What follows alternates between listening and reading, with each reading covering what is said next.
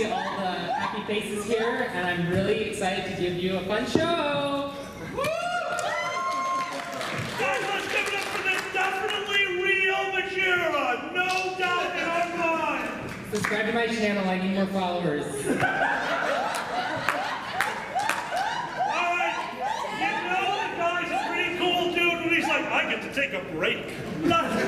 And then sashay off the stage. Guys, welcome to the CLUSTERcast. Let's give him a big round of applause for fake Majira. Thank you.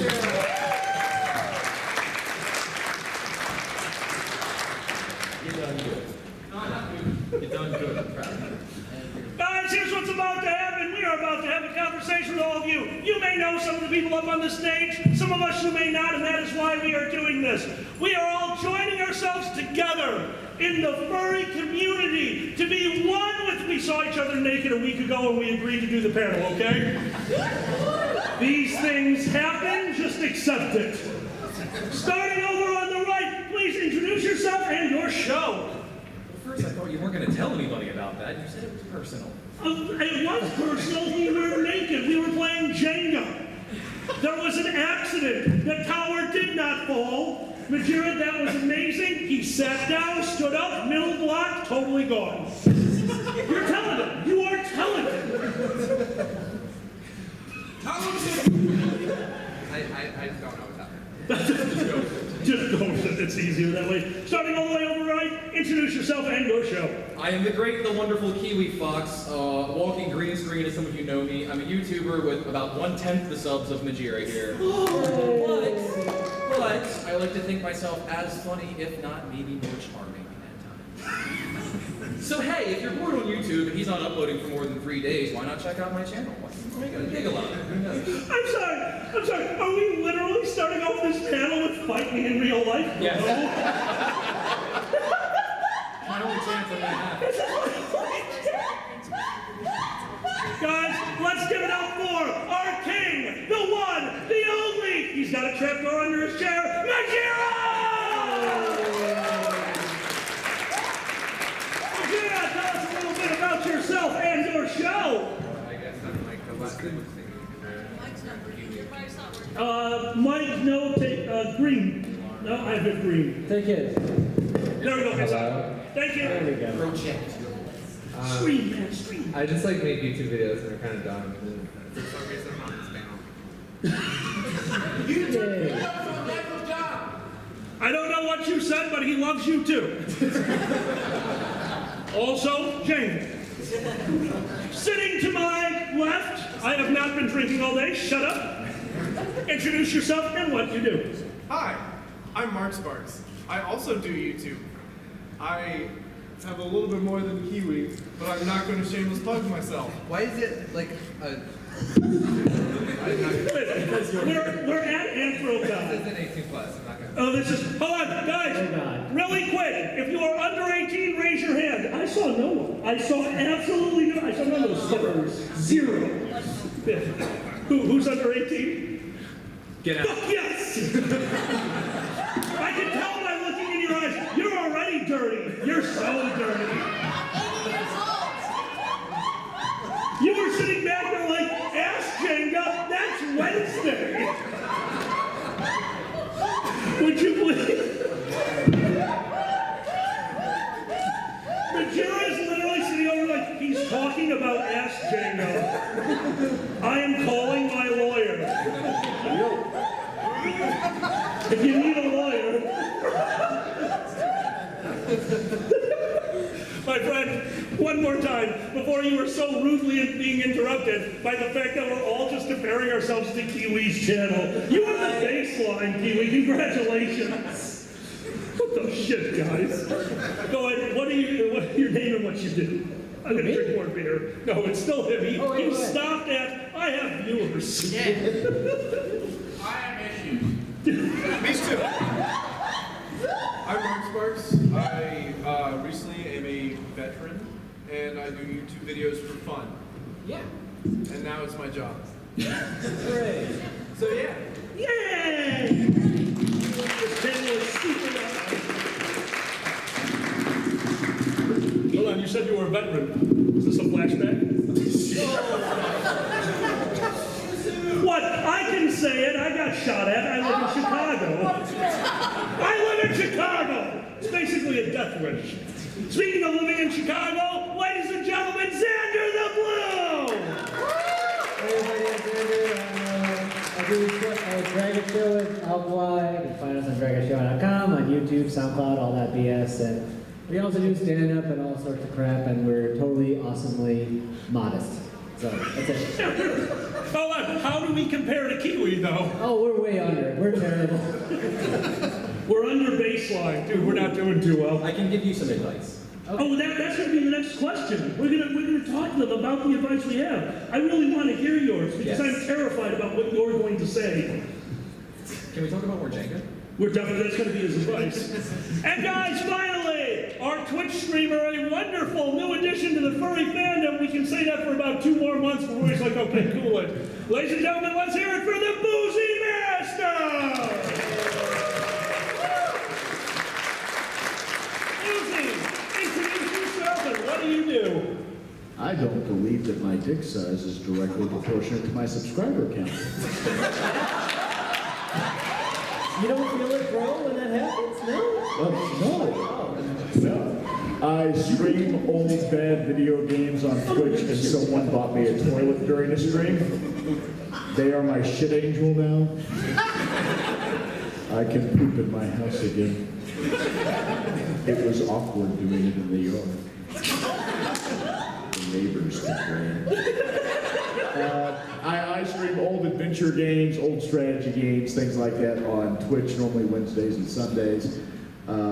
My kids come in and scream things and tell you about crayfish and things you're not interested in until I remind them that we do actually have a cellar, and it does have a lock. I, once a month, show up on YouTube, drink, and sing bad songs to people. And then I have a real job that I go to, so I go in with the rest of my life offline. Excuse me, is YouTube not a real job? No. Is making Income not real? what is happening with my mic? But then, did you say what's happening with your mic or your life? Because one of those questions we can answer, the other one.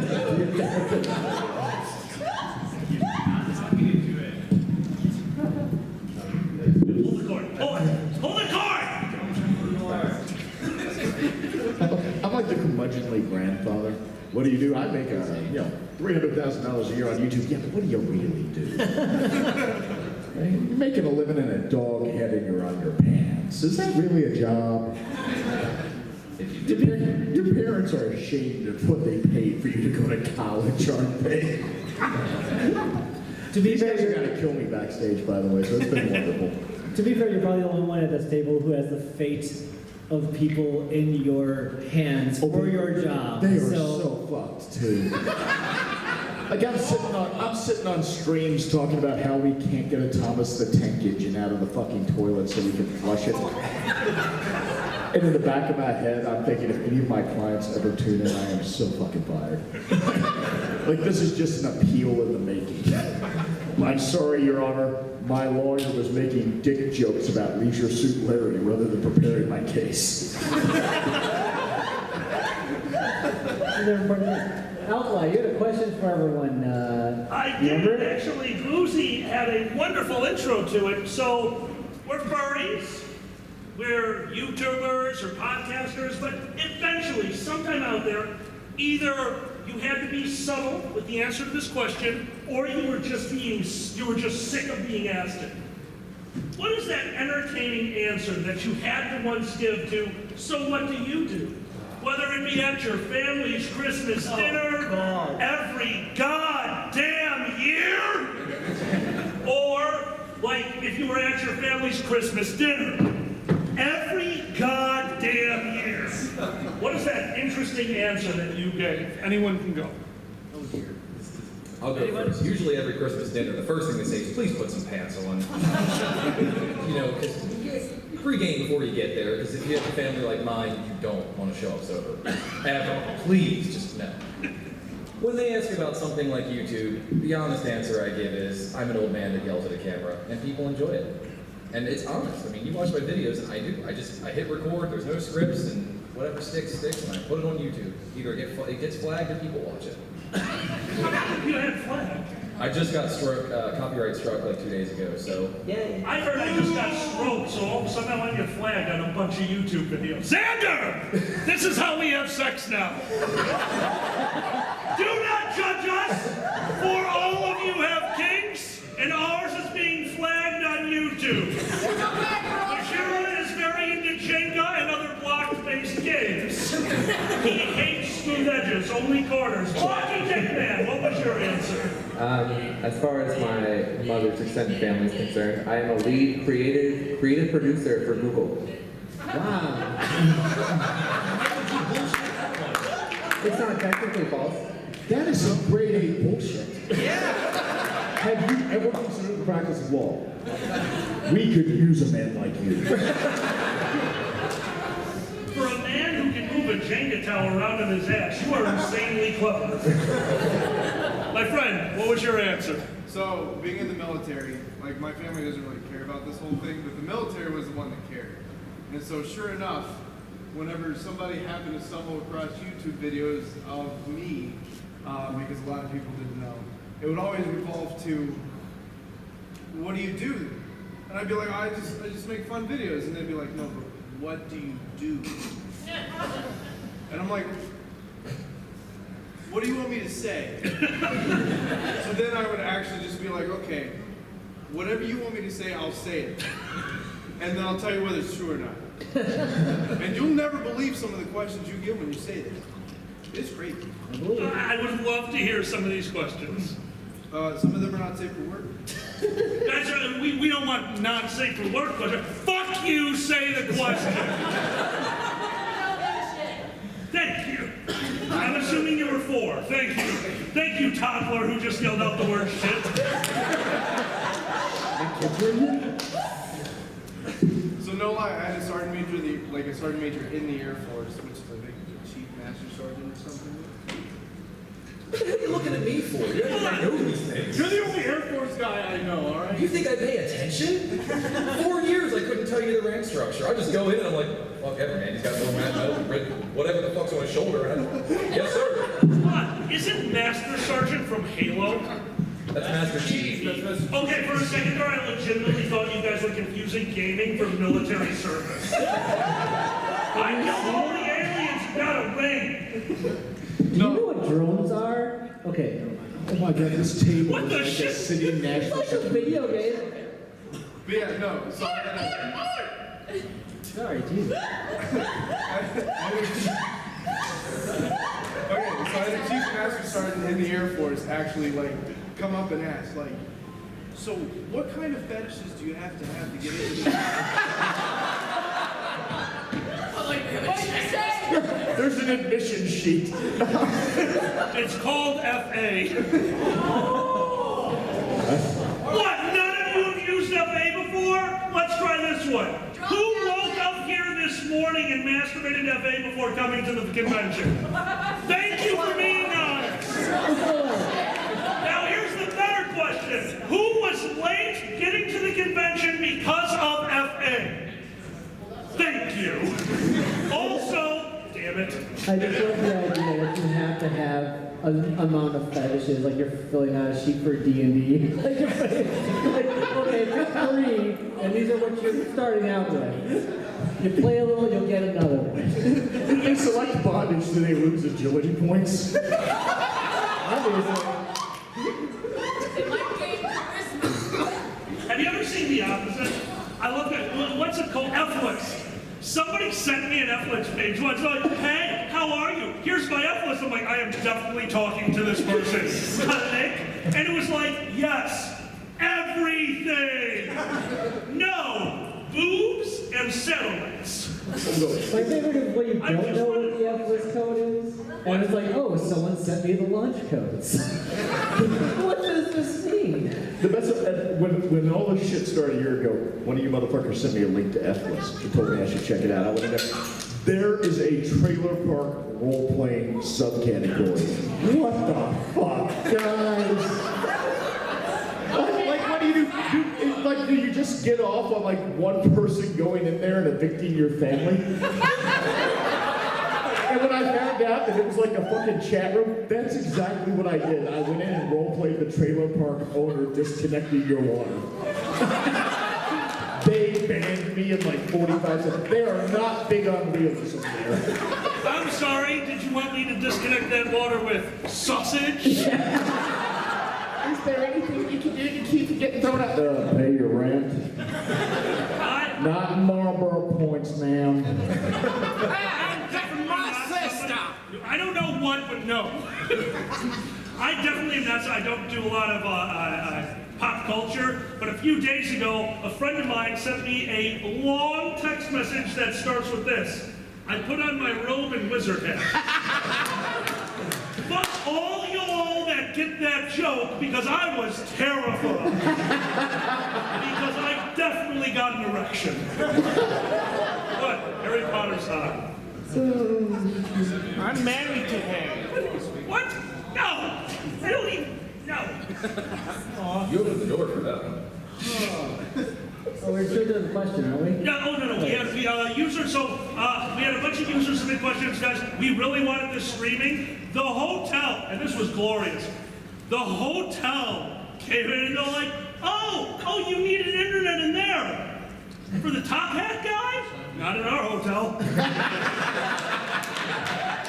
And Uncle Kage, my good friend, who has always supported the insanity that we do at cons, is like, no, I totally agree with them. You're sick. So this will be later tweeted with very little editing. We've got multiple cameras. We're just going to piece it all together. Mainly, we have the one that's under the table zoomed in on your crotch. That's going to be the majority. So we're gonna get a whole view of his penis? If you're on the You know what, Frank? I have- Patreon tier, yes. You're gonna get to see Majira Strawberry on. So, are we going to get to see his strawberries? His everlasting. Fun fact about Majira, there was a massive YouTubing accident, strawberry singular. Yeah, we're really sorry, dude. Zoom is a bitch. How long do I have to sit here?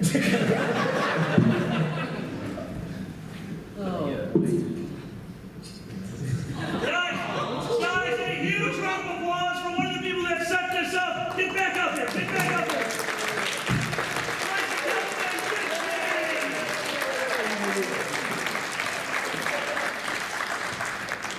That's some good water, isn't it? Yeah, that's a good one. It's really good water, isn't it? Dixie, remember that giant tray that I told you not to touch? Go get me more shit out of it. What do you want?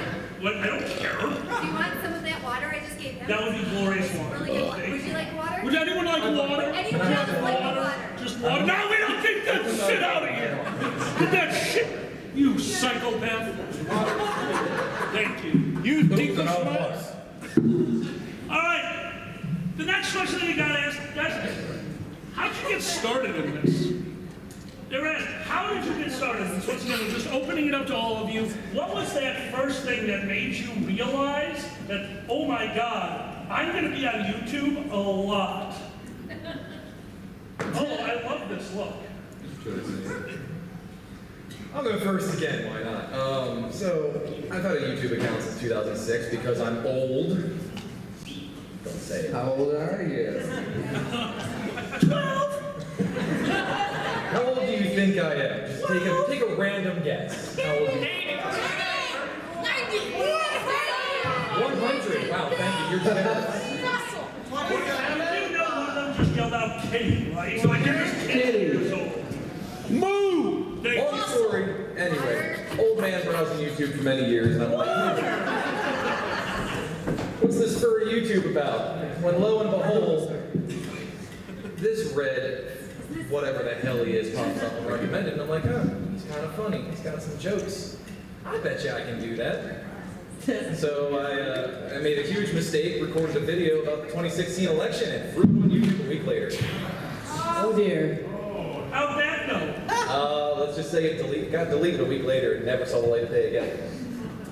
So you got red flag and masturbated. Yes. You all know that you're finished right now. It is. You're a sick man. I like it. So your first video was a political... Damn. Yeah. You jumped into the fucking deep end. Balls to the wall, out of the gate. Guys, who else? First week's... What's up? What? Wiggle balls? I said pause to the walls. That's what you mean. Get out. Pause. Get out. You're fired. Nice to see you, dog here. Get out. Majira, your first experience. There had to be a time when you realized, even if you want to go with, oh my god, this is turning into something. I just made a furry video out of nowhere, and then it got like 200,000 views. So I was like, all right, I'll just keep doing this. It's working. It's a pretty Remember simple what the answer. video was? Yeah, it was a Q&A. Q&A. You got 200,000 views out of a goddamn Q&A? Give me back my microphone. Please. I actually like this one. It's really hard to get this one to talk. You have 200,000 views on a Q&A that's talking. Here, hey, Yeah. drink your water. I don't You're need dehydrated. You need to that. drink more. I don't need that water. Mom says drink You your water. just spent all day sweating recording a music video for me. You need to drink your water. Mom says drink your water. Mom says drink your water, alcoholic. Listen to mom. I am being bullied. No! Why you go I just threatened someone to kill I'm never getting invited to this shit again. Oh yeah! Yeah. This is the trailer park F list in real life. Mom says drink. Make us proud of you. Hey, Boozy! Yes. Cake is my reward. Cake is my stage name. Cake? Cake? Yes. Because I'm sweaty and covered in frosting for an extra $3. Too many people out there get that. Let's get a load of singles. I know a place downtown. I actually had a client at work. There was a joke along those lines. Now I get it. I'm from south of the Mason-Dixon line. I'm like, what the shit? That is not a thing anymore, dude. First video. What? No, not you yet. We know your first video. Lord. First video or first memory when you knew this was happening. Okay, so literally, I did Vine before it died. And literally, I made friends with him. And it was literally like my first ever convention. I just came back from being on like overseas and stuff. And literally, he was like, hey, you know Vine's dying? I was like, yeah. He's like, you should do something better. I was like, okay. So then I made my first ever YouTube video, which was so crappy that the autocorrect nearly red flagged it for racism, which That doesn't sound like a mistake. it had nothing to do with racism. In my like, it was really a touching story of how I made all my friends, and for some reason it misspelled one word for another not so good word. Where What were those words? friends at? I'm not Nigeria? going to say those words. No. Do not say the word that is all correct, but tell us the original word. Mangusu.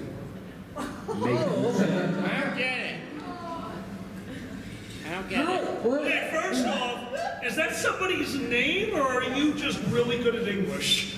No, that is someone. Okay, good. Yeah. What the hell is Mangusu? Oh, I got the word. You're terrible. Keep talking. Alkali, what's No. Go watch. I can't remember the movie. Keep talking. Oh, Okay. My first video wasn't flagged for racism.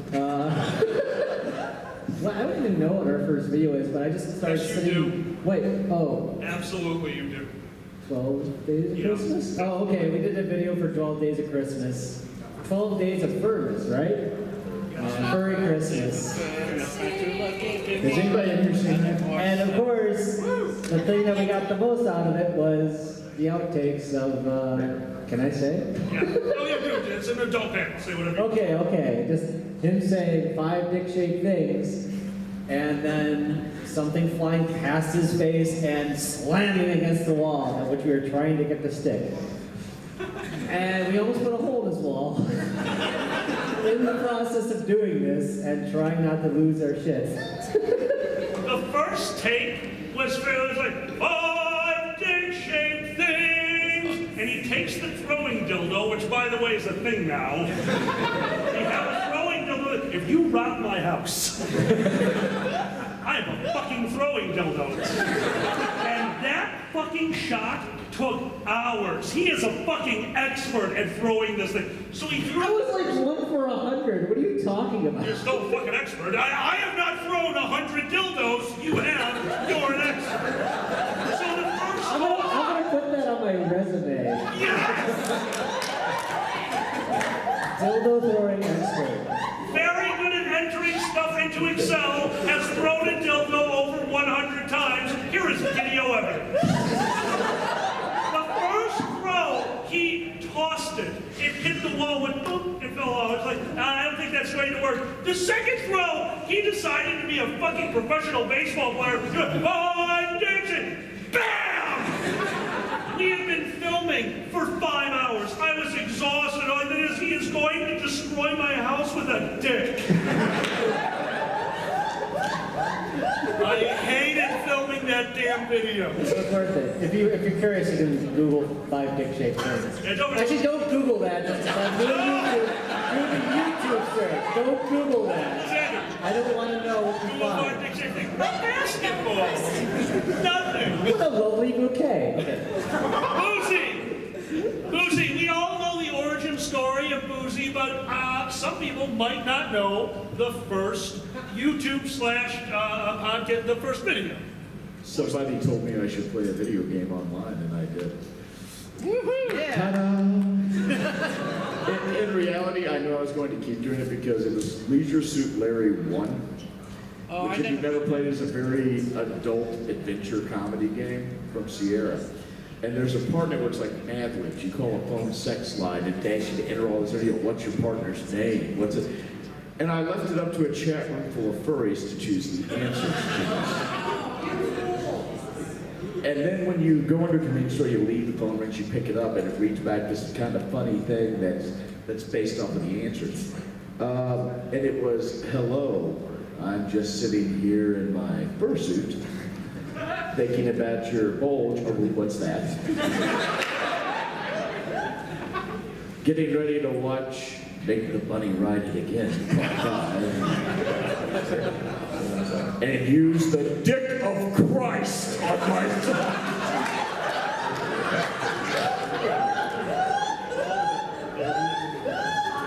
Having established everyone on that channel was going to hell already, I figured, what's the harm in keeping it up? And it's wonderful because last time on the stream, we made our own church. The Discount Church of Jesus Christ. Hey, I know Jesus Christ. Yeah, Jesus Christ. You go on Sundays, you only get the misprint Bibles, soup crackers, and Welch's grape juice concentrate. It's not even a fucking mix, it's just a can. You take a teaspoon, scoop it out, put it in your mouth, go home. What do they do for songs? Yeah, the best thing, people keep saying, play this game or play that game, and I keep having to explain to them that I bought my computer for, a real job. So it doesn't play a lot of those games, so we are stuck in like 1980s, 1990s adventure hell on my Twitch channel. So halfway through, as I'm staring at something with no goddamn clue what I'm doing or how many broomsticks I have to get the bucket that somehow opens the security door that sinks the submarine to get the nuclear launch codes, to find the cheese that you need to get the wizard to save the princess, because that's how those fucking games work. The chat just goes off on its own. And by the time I look back, and I'm like, we've gone from hi opening the cabinet to I don't know what you think about the geopolitical situation in Venezuela, but so yeah, I'm just background noise to people saying things these days. Nice. All right, we're gonna play a little bit of a game with the audience now. Hooray! Here's the game. What's Majira doing? Hold on. Hold up your hands. You don't need to turn it towards them. Hold up your hands. What's in your hand? What's in your hand? That's a cell phone. What's down here? I'm not going to turn it towards, but really quick. That's what's down here. What is Majira doing? Oh, shopping on Amazon. He is not shopping on Amazon, but that was a really good guess. He's not trying to buy dicks. He's watching child porn. No. And I'm going to say you can't answer any more questions for 10 minutes. No. Fair enough. Hey, you are on timeout. Fair enough. What is Majira doing? Next video's merch. X-Videos merch. Is it X-Videos merch?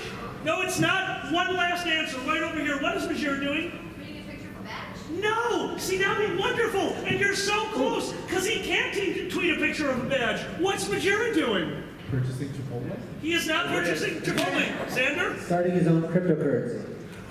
Guys, let me let you know what Majira's doing. He's registering for AnthroCon!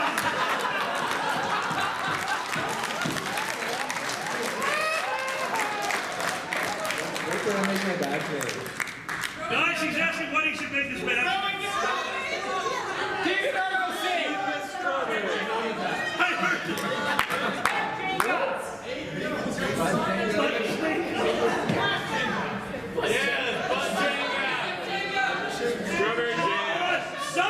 Someone is being incredibly polite. I would like to hear your answer. I helped him try to get it for the first time. Let's see if we can get it this time. That's it. Just let's see if we can get it this time. Let's see if we can get it this time. So for reference, If it fits, you have to go with it. Let's see if we can get it this time. Too long. okay, Too long. so the reason why, Oh, go ahead. the reson why he's having to do this again is somehow the system glitched and now he doesn't have a badge. So that's why he's purchasing another one. After like 5 minutes. I'm totally waiting for him to come out with like 5 badges. I made a mistake.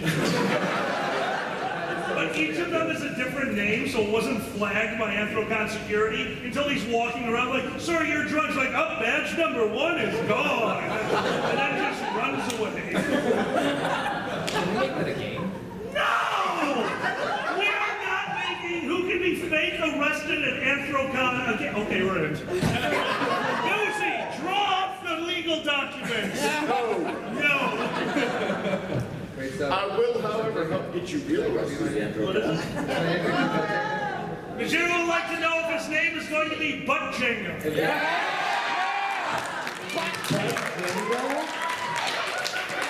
How is that even work? is that allowed? One T? Butt Jenga. Hold on. Is what Jenga Are like there a knowing bunch you of butt children to like leaving? Oh take God, on I'm a so person? sorry. Wait a second. Oh good, they're coming closer. I can't see them. I was about to say, that's what I said. You know, I was joking with Oh, I don't know what that is, but I'm assuming it's It's really juice. just milk. Oh, okay, it's just milk? Yeah, I believe you. Sure, fine. Keep going. I do have a question here for everyone though. She's drinking chocolate milk. She's obviously 12. No! You're on 10 minutes! Xander! Yes. Xander, you said you had a I question for have a everyone. question for everyone. Since it's movie monsters, who is everyone's favorite movie monster? Oh, very nice, very nice. We're gonna start with Boozy because I think he's tweeting at his wife. Yes, I am. Boozy, what is your favorite movie monster? Donald Trump is in Home Alone 2, so we're going.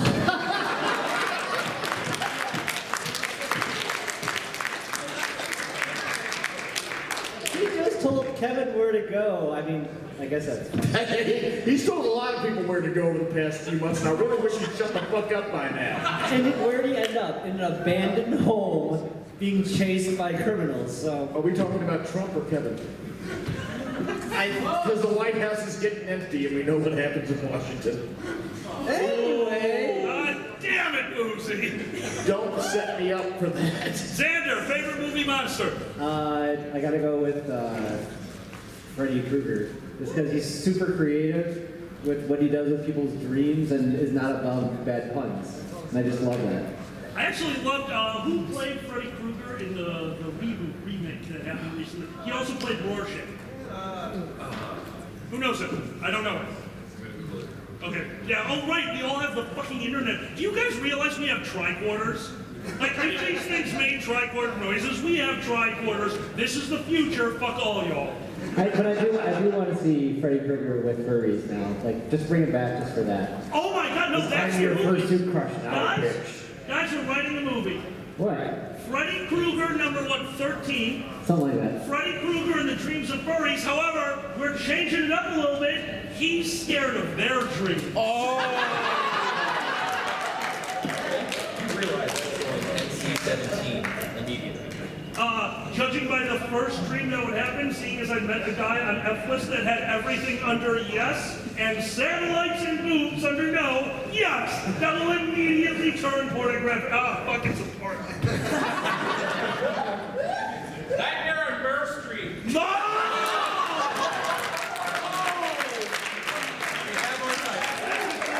All right, we're going out to you guys. I will only take a raised hand. Give me the Netflix description of Nightmare on Burr Street. I want the Netflix.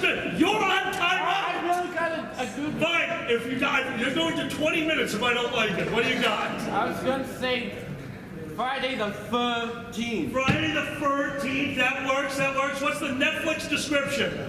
Oh, whoa, what's this? Lou, what's this? That's good too. No, I've seen some. If you guys haven't noticed, go to Hulu. Season 3 of Rick and Morty. Who's read the descriptions for those? Hey, bro, Morty's a kid, bro, and that's the whole description of the episode. That's the Go to Hulu titles. and read them. What's up? No, those are the titles of the episode. Oh no, you're right. No, it's the description. It's Yeah, true, we've seen ridiculous. it.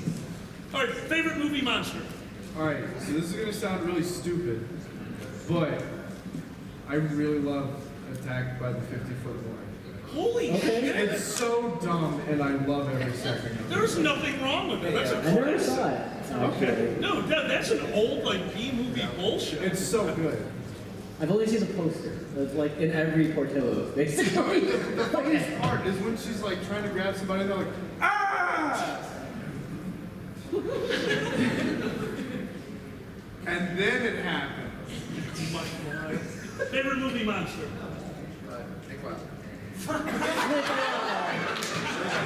Hold on, he says Nick Wilde. It can count, he just has to explain it. Why is that your favorite movie monster? There's a microphone. There's a microphone. I don't know. Like I wasn't expecting to be asked to answer. I was paying attention for the last 10 minutes. No, legitimately, I've been doing panels for a long time to a lot of conventions. I've had the honor of interviewing some amazing people, but I've never gotten the answer. I'm sorry, I wasn't paying attention. I was registering for the convention that we are currently at. It's Thursday. It's Thursday, god damn it. But we'll come back to you. The question is movie monsters, what's your favorite? What is your favorite movie monster? And no, it can't just be some box you want to fuck. Are you sure about that? Ah, god damn it! I'm just who? What fine? What box do you want to fuck? Robin Hood.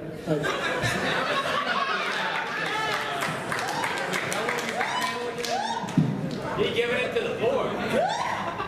No. I want to fuck a boxing mechanic. I really want to. You know, I was going somewhere with like Sly Cooper here, but we're not going to go down that dark. Jesus road. Christ. That's not even a movie, so we're good. Favorite movie monster, and no, I don't want to fuck this one. You know, I'm blanking on this one. Too many. Oh yeah, I no, can't there is too many. Godzilla. Let's just say Godzilla. All right, Necrofur, that's a good one. All right. Big is always better. And now, my friend, your favorite movie monster. I didn't think of an answer. That's it. Least favorite. I'm registering for other conventions right now. No, I think about your explanation. At the end of the movie, when he gets the fake berry shot at him. Spoilers. No, he was gonna eat her, and he was all evil and shit. There you go. Okay, sure. Actually, So when I- he wants the fox to eat him. It's a No. Oh jeez. Yes. No. Well, I took back in at a weird fucking Y'all are time. Welcome back, Boozy. I got sitting here looking at a seller dispute on PayPal, and I got what's the fuck, Steve Bear? What the fuck? all right, here we go. This one was one of my favorite questions that was asked. Guys, this is once again to the whole panel.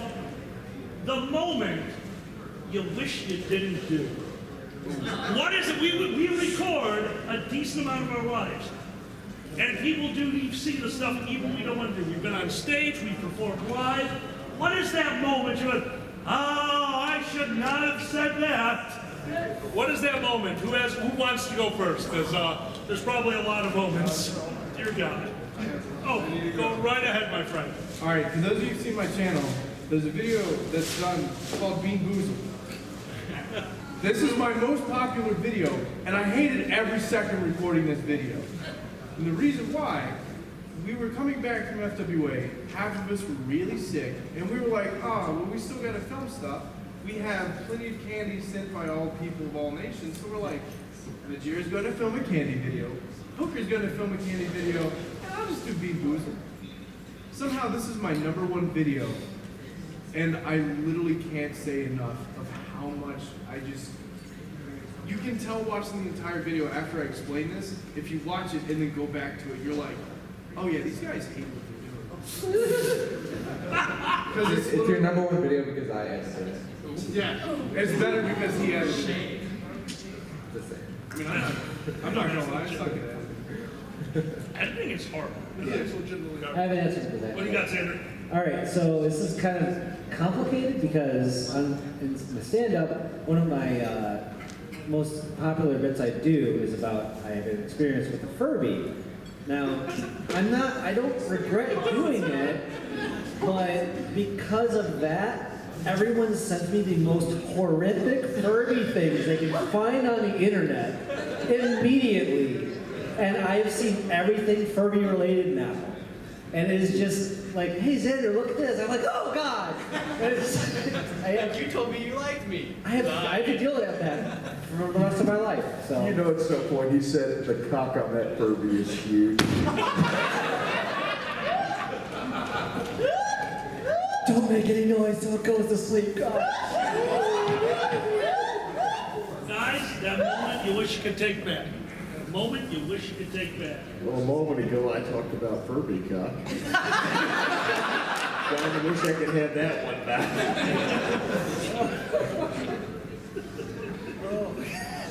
I have to say, probably the one moment I would never have repeated was enabling media sharing from live streams.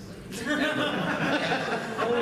of the shit you fuckers play on my live streams are the reason I got copyright strikes. Playing videos.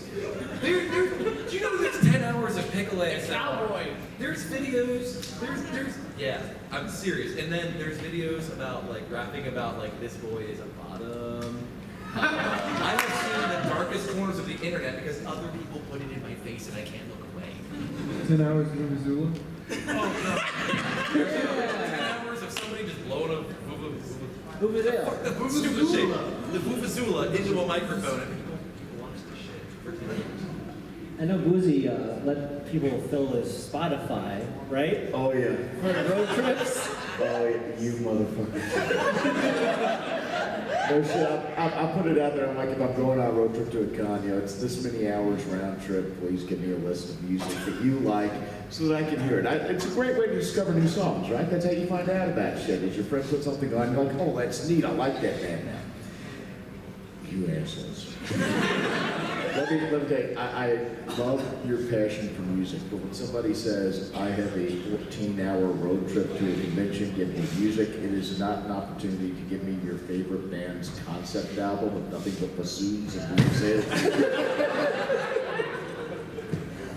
That is wrong. Bad. I have a moment I wish I could take back. What's that? I really like fucking with you guys. And one of the ways I fuck with you guys is I randomly play Pepper Coyote's Horse Cock on my streams. And I wait until like it's a quiet moment in the game and I'm having a conversation and people are almost certain to have turned up their music, and I know that some of the younger listeners or college age listeners are probably watching it on the laptop in the room with their parents. And then I just mute the game and turn on Horse Cock. Like you can tell who on the stream is lying about their age and is actually below the age of 18 because like 20 fucking watchers disappear immediately and come back 5 minutes later. I do that one day, and there is a person who's in this room, who I'm not going to name, who has been in the furry event for a very, very long time, and is a regular watcher of the stream, a very, very sweet person, and her husband had told her to tune in, and she's become a very good friend. And her husband said, oh, you should really start listening to Fox and Pepper. And she had said, okay, but she hadn't listened to any of it yet. And she tunes into the stream and I play horsecock. And I look in the chat and all it says in the chat is, my husband was just telling me today to listen to Fox and Pepper. This is the first song of theirs I've ever heard. I'm good now. And then like 3 minutes later, her husband just types on it. Thanks, Boozy. It hasn't stopped me though. You should all tune into one of my streams and just know that you should watch it around your elderly relatives because I will fucking do that again. Like, I don't care. Like, could you stop doing that? I mean, I can, yes, but I'm not going to. I do this for my amusement. It's usually how most of the streams work, yes. Yeah. Here? I don't know how many of y'all keep up with YouTube trends. Okay, so like, okay, I can't say I really regret this, because, you know, streaming makes some money. But there was this nice little trend going around, thanks to Kiwi and Mark on stage here, called sleep streaming. I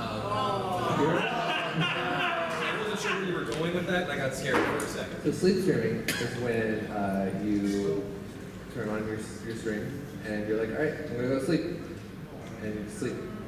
But people can go to the link below and share a video. So you turn your laptop speakers all the way up or whatever, and they can just try and keep you awake. So I was dead tired on a Monday night or Sunday night, I don't remember. And I was like, all right, I'll just do a sleep stream tonight. I think I slept maybe, what, 20 minutes? Not even. The thing you're forgetting is they weren't laptop speakers. Oh no, they were loud. It was loud. So people were playing like the nuke siren, or like bass boosted, like the ear raid full blast. Russian national anthem. And it was back to back to back. So like when a video's over, you're like, oh thank God it's over. And then it's like you hear like the notification sound that's like, oh, this person like sent you a $5 tip, and then you're like, you have to brace yourself. It's like, what's about to happen? What's coming next? And what was it? What was the worst thing that happened to you? I think the worst thing was I had actually fallen asleep and someone played Nuke Siren. And I woke up feeling like I was actually going to vomit. Like I felt nauseous. Holy shit! Wait, so what I'm getting at is I can make money while sleeping. It's not worth it. Alkali, do you want to do a sleep stream? Yeah, I'm from Philly, guys. If you think a siren's waking me up, okay, there was a crackhead who once kicked in the door of an apartment I was living in, and I slept through it. Bring it the fuck on. Shit, I'll tell you what, you donate enough, I will recruit a crackhead to listen to this to kick in the door on stream. So how's the furry fandom doing? Boozy paid a guy to murder him on a live stream. Holy shit, what happened? He made $14.2 million. It woke him up though.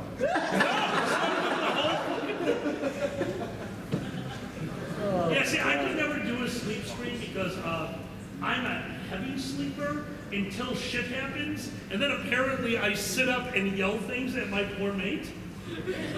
What was it? I can't remember anymore. What did you say exactly? If you I remember. was too terrified. I don't know. You're just screaming. No, I do.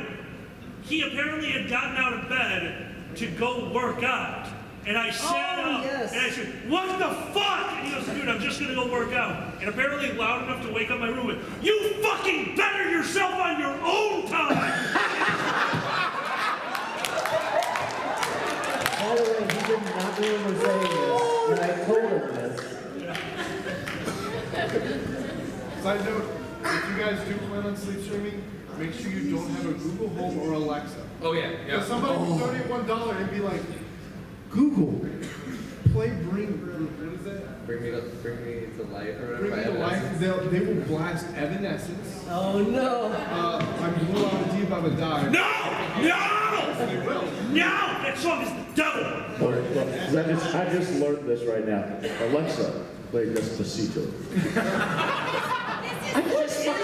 I just fucking learned about that this week. That is how goddamn old I am. Like a year after the kids are on something, I'm like, oh, what's this? Oh, youngsters are stupid. What is this? I still don't know. It's a song. Okay. It is a very happy sounding Latin song. And then Justin Bieber got involved in a remix of it and everything went to hell as does happen. Oh no, Justin. By the way, on Canada Day, I played a Canadian rap song and it was marked as explicit. And I kept waiting for the explicit language. They said, damn. But did he say sorry after? Yeah, I mean, they said damn and they didn't apologize. I guess that's what passes for explicit in Canada. Hey, all you can say was it was a damn good song. Damn it! Yeah. I was gonna say, Mark's forgetting the best one, and this totally isn't advice for those of you that watch live streams and like to donate to Streamlabs, but... Oh Ladies and gentlemen, let's give it up for our amazing tech team!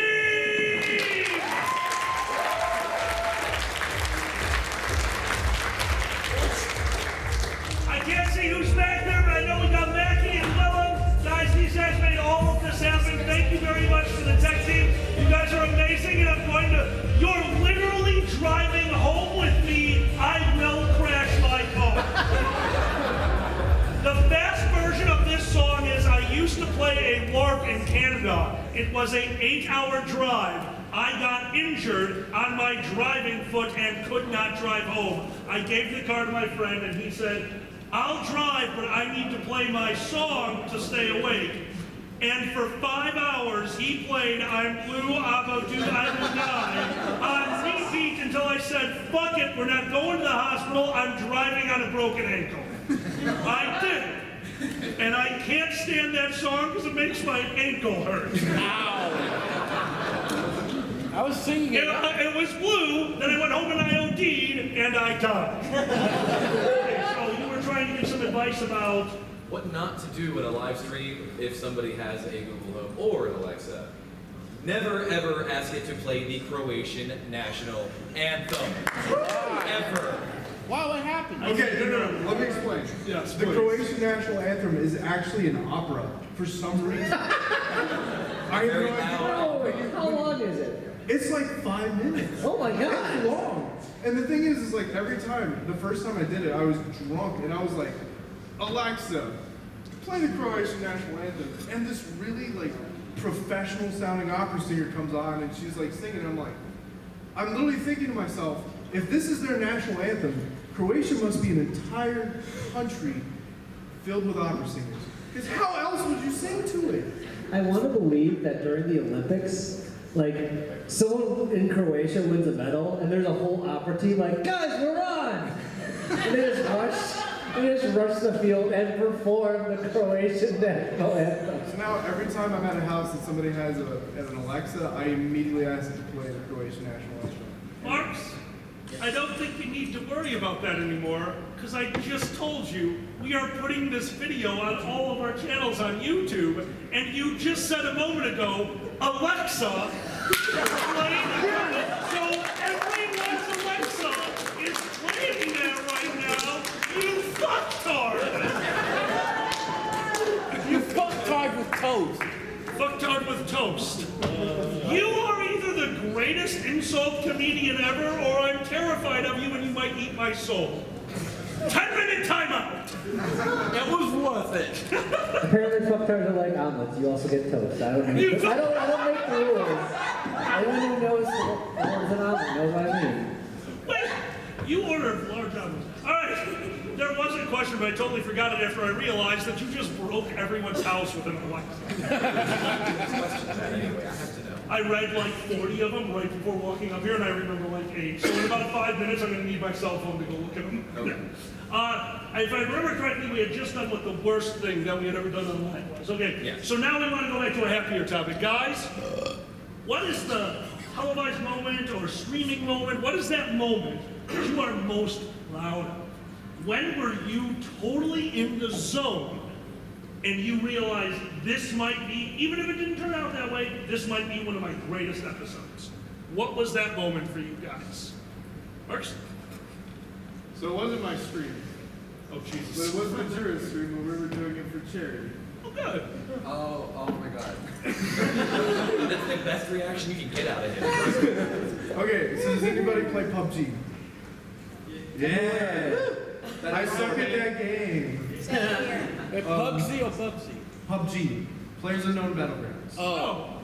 Yeah. So who plays Fortnite? Get out. Yeah, you're Get out. No, that was not real. God damn it.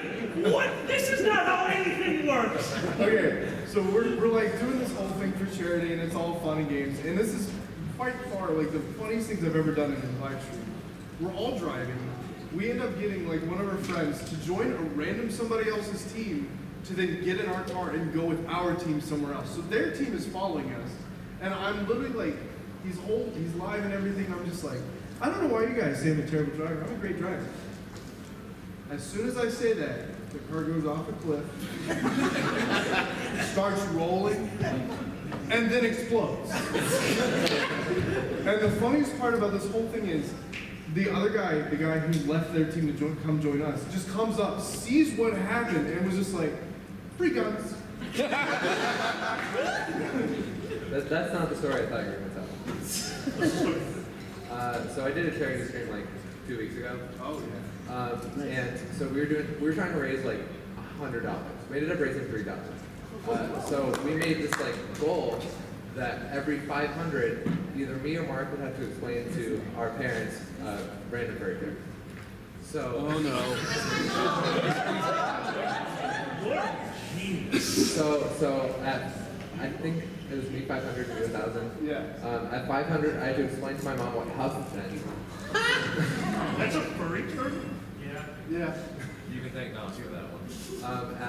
What did you do at 1,000? I'm trying to remember. Oh, It was You born. explained It to was born. figures. No. The first one was macro micro. I had to explain macro micro first, and then after that, I had to explain what vor was. We are going. How did that go? Hey, but like what we said, hey, at $500, like I'll tell my mom what huff means. Someone dropped 500 immediately. So like it works, and we did a good thing for charity. So. That's awesome. That is absolutely Do awesome. you want to know what my mom said? Yes. All right, so she literally. No, come on. Oh, okay. Get up here. Turn around, yell at the audience. Don't talk to us, talk to them. Get a microphone. So do you know the Yeah, but don't yell at us. Okay. What's your mom say? So my mom, I was just, I'm going to say the vor word, because that's what I remember. The vor word. Explaining to her what vor is, and I finished talking about it. It was pretty general. I didn't get into some W with it. But I finished talking about it, and she goes, oh, okay. Tell me more later. 5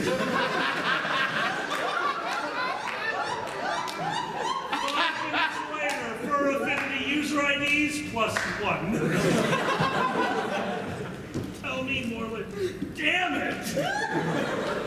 Okay, her mom is really supportive of the fandom. That's awesome. She's going to be here tomorrow. She is? Oh, good. I'm going to find a panel to pull her up on. How about And she is vor going and to you? explain vor. I know. What's up, Boozy? How about vor and you? Vor and you, the newest panel at Anthrocon that Uncle Kage does not know about. My friend, your favorite moment. Not too many, but I would say my favorite moment was when a little video I scripted and did with Majira here, a little story time about how we fell asleep in soup. And I was like, it was kind of a boring video, we just talked to the camera for a bit, but I'll tell you what, when I uploaded that video, it's still to this day my most popular video. No shit. Because people look at it and they're like, yeah, it's something common, but it's relatable, we all do it. That's awesome. And I'm just like, you never know. You feel like something's going to be a flop, but it's like, you know what? It gives you that sense of, even if you think something's going to suck, do it anyway. You might be surprised. Sorry, random inspiration on the topic. That's awesome. I actually really like that answer. We've got 2 silent ones over here. Honestly, okay, first time I actually thought Dragon Show might be anything at all is when we were at IFC or MFF, where we finally first filled the room and people were like, we filled the room and people couldn't get in because the room was too small for what they gave us and we needed more people. So it's like, oh, this is really cool. That was Cool. cool. So, No, yeah. that was a wonderful moment. I remember that. It always makes people yell at staff, give them a bigger room, so that's always fun. Yeah. Thank you guys so much. The first thing we want to hear is we're like, oh my God, guys, thank you for inviting us. She was like, you're welcome. Why do I have 40 tweets saying that Alkali and Xander need a bigger room and then a picture of their dick? Because they love us? Like, yep, their dick is definitely heart-shaped. They should see a doctor. Thanks. Boozy, favorite moment? And don't say the time you sent the con-chairman of MFF a heart-shaped dick. Did that happen? Okay, so my second favorite moment is Baby Moses. You guys know what Bible Adventures is? Yes. For the NES. Bible Adventures was the game you got if your grandparents hated you. It was a Nintendo Entertainment System game. By Wisdom It was Tree. made by Wisdom Tree, which was like a bootleg Christian NES thing. They weren't official Nintendo cartridges. Yeah, you had to use But like they Game had- Genie to play them. They had 3 games on them. They had Noah and his ark, where you had to collect animals and put them in the ark, and you played a little old man who apparently could lift like 5 cows at a time over his head.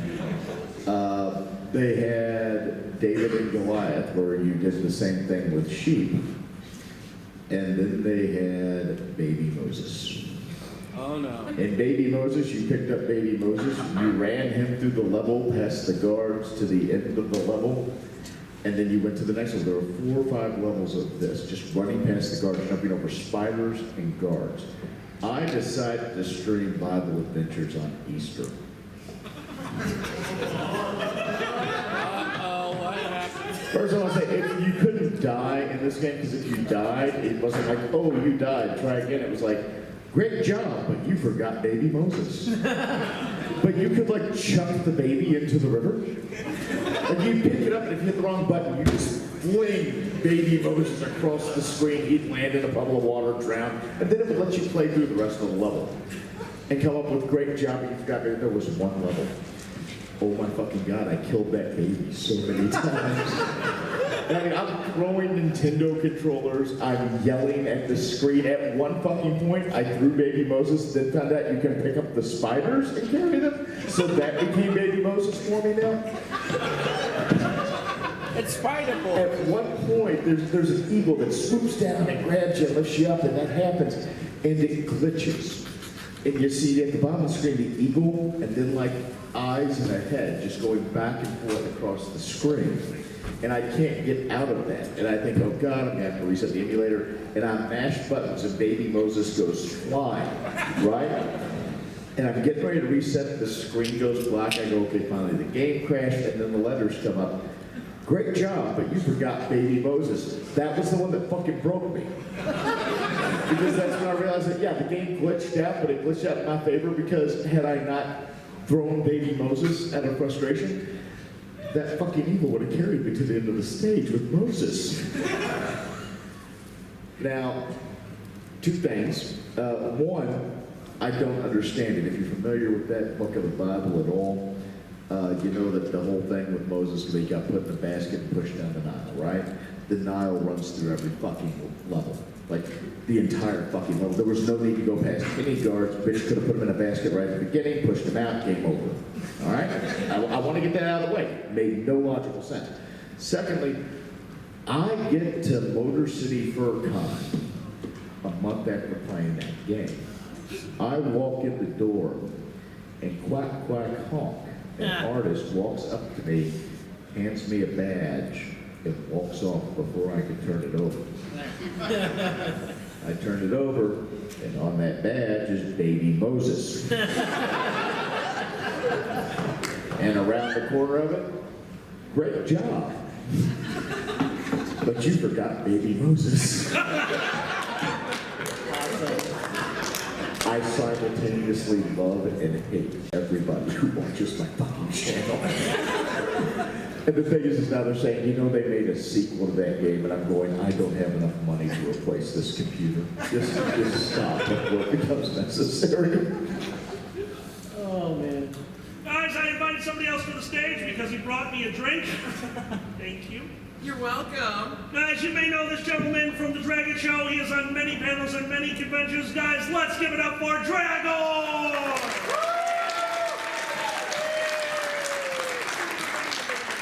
I'm on my knees because I have to preserve the shortness.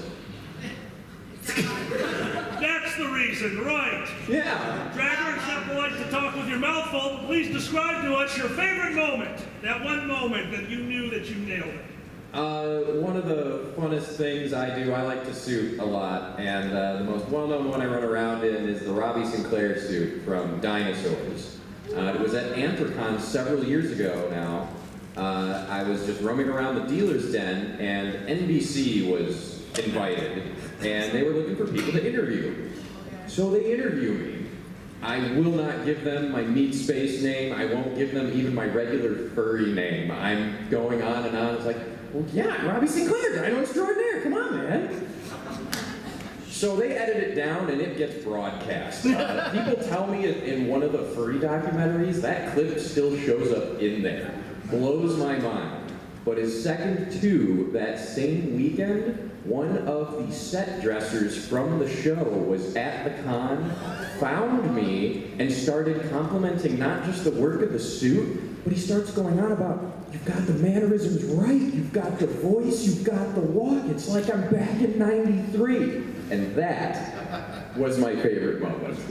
That's a pretty awesome.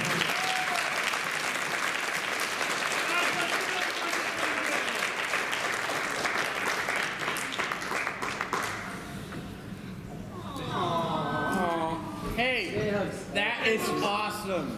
Awake, Emo boy! All right. Now, guys, before I ask this question, I actually had almost cut it from the show. But you know what? We can do this like adults. We can do this. This is not our way of saying, dear God, don't talk to us. This is our way of saying, every once in a while, somebody can get very overzealous. Guys, that message that comes to your phone at 3 in the morning and wakes you up from a name that you don't recognize, who has figured out how to contact you. Guys, we love it when you talk to us, especially in person. When we give you Twitter information, yes, we want to speak to you. But every once in a while, somebody does not understand the concept of speaking to us like human beings. Guys, what was that message? Oh, no. What was that time you're like, I might die right now? The text is coming from inside the house. Oh, I got one. Xander's got one. What do you got, Xander?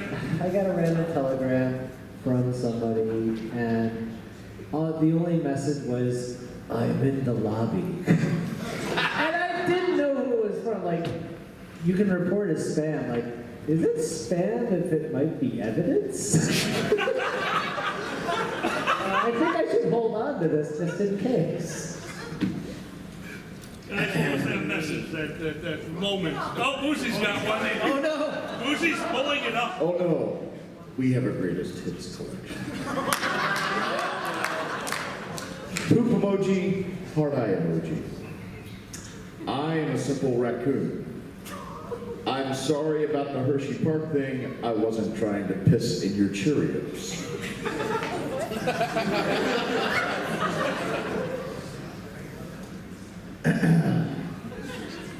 Sorry if I'm annoying you, but I follow you. Period. Smiley face. That one kind of bothered me because I didn't know if they meant online or if they were in the car behind me. A new one that came in last night. OMG, is this the Boozy from Twitter? I responded to that one. It's a Boozy. Your tweets are my fave. Thank you. No problem. Have a great evening. 4:30 a.m. My personal favorite, though, was when I went to a convention. And we took the youngest child with us, and he's in his stroller, and he's having a blast. He's having a wonderful time. And the next Tuesday, I'm at home, and there's a ding on my computer, and I go and look at it, and I bring up the message, and without comment is a series of pictures of my child and his stroller. Oh my God. There is no comment on it. No hello. No, I thought you may like to see these pictures. Nothing else. Guys, that is scary as hell. That is 'Cause scary. that's not like, oh, I got these neat pictures of your son. Here, that is, I took pictures of your son, and now I'm sending them to you. I even sent back a message that said, hey, those are great pictures, thanks for sending them to me. Nothing, and 2 days later, their Telegram account was deleted. What happened? I killed them for my friend. No, I'm serious. What happened to them? I killed them for my friend. However, in general, 9 times out of 10, the messages are fine. You're okay. Don't sit there and shit your pants. Just if I don't respond to you, the reason I don't respond to you is I get a lot of messages, and by the time I've seen yours, months may have passed, and now I would just look really awkward and creepy responding to like a 4-month-old message. Hey, thanks, guy. I really do. I sent this back in January, you fucking freak. I don't like you anymore. I read what you said. Just do what I do. It's delete You're them. like, hey, sorry, I was in the bathroom. I had Chipotle. It took a while. How big of a dump was it? Gentlemen? Alright. So I've been hiding this one deep in the depths of the requests folder of Twitter for quite some time. I didn't want to acknowledge it, I didn't want to talk about it, because they're probably going to find out that yes, I saw a message, and you want to respond to it. It starts off with somebody sending an innocent looking GoFundMe. It's not innocent. Oh no. They titled it Raising Money for Kiwi Foxx. Sounds innocent enough. They wanted to help me out. I was in a tough spot. Oh, sweet. They wanted to make a porno. Yes. And did you? No. Hold on. What Are they trying to charity? give the rights to your likeness, or did they want you to be the star? I'm not really sure. I didn't want to pursue that any further. Did they raise enough money? What I charity? don't know, but it gets better because after ignoring that message, I get a message the following day saying, if you don't, it says, if you don't donate to this Kickstarter or GoFundMe, I'm going to make an expose on you. What? Damn! Now at this point, what are you going to expose me on? Because I haven't done the porn, like, what do you got? If you don't make porn with me, I'll embarrass you. That's the most empty threat ever. You know what you should do? You should make spike porn with somebody else. I got The next lawyer has spoken. Go make spike porn. Majira, you in? I hear there's going to be Jenga in it. Can you fuck stream it? People can log in, play sirens randomly during the act. Remember to not play. Relax. Oh!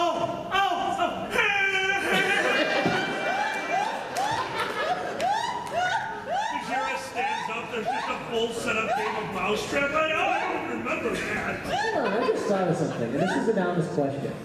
Do macro furs love losing at Jenga? Is that a thing? Do they just like not know, like, I lost, yay! Okay, I just had to get that out, sorry. That's great, man. That is fucking awesome. Majira? Which one to tell? Which one? That's the now you know the guy's a professional. When he stares into the depths of his soul, like, which one do I tell? I mean, I have a similar one to Kiwi. Someone sent me $500 to my Ko-Fi, out of nowhere, and I was like, what? Like what? Like, why would someone just send me $500? So I emailed them. So they, I was like, dude, like, can I like give you anything? Like, I can, like, 'cause I was offering like my patron rewards. I was offering a bunch of like stuff, and one of my patron rewards was like I take like Polaroid photos for you. You know, like signature Polaroid photos, whatever. I was going to say, That's just super define good. it. So I was like, do you want any? I'll send you like 10. And this guy was like, oh, I would like some other photos. And I was like, what kind of photos? And he's like, oh, like, you know, maybe Majira like bent over a bed, like, Oh, God. doing on top. And I was like, I can't do that. Sorry, but thanks for the $500. I think he was just too embarrassed to reply after that. But You have morals. I'm impressed. Like, I'm like, Boozy, are you saying you're not below that or above that? I'm like $150. Oh shit,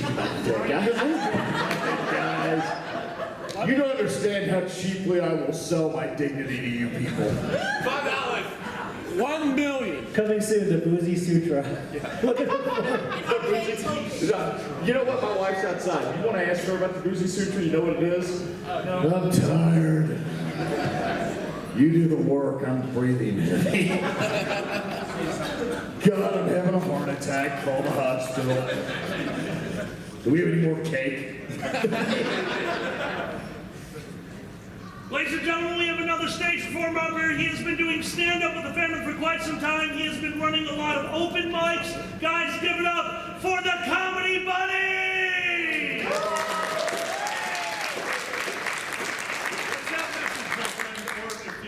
Oh, no, it's a message.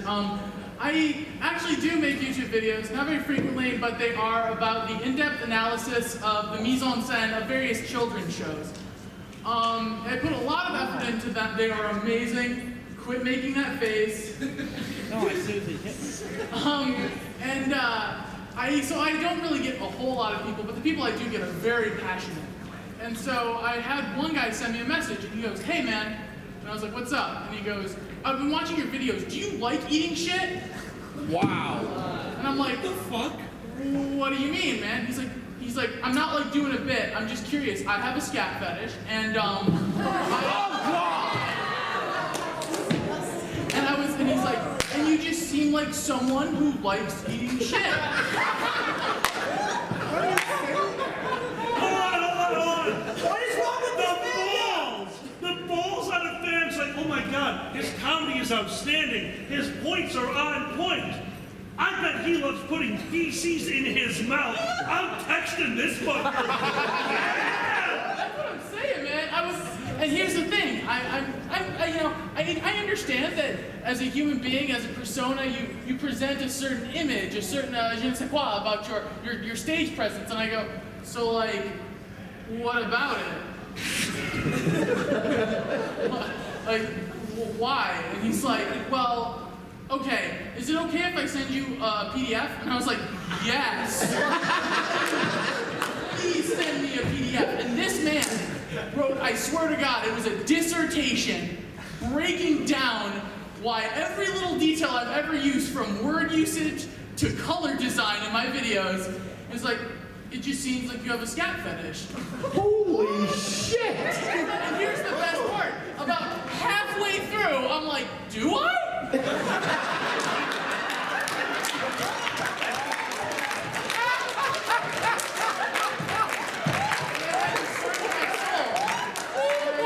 No, I don't. But this man was a better analyst than I could ever be. I think you mean analyst. Analyst.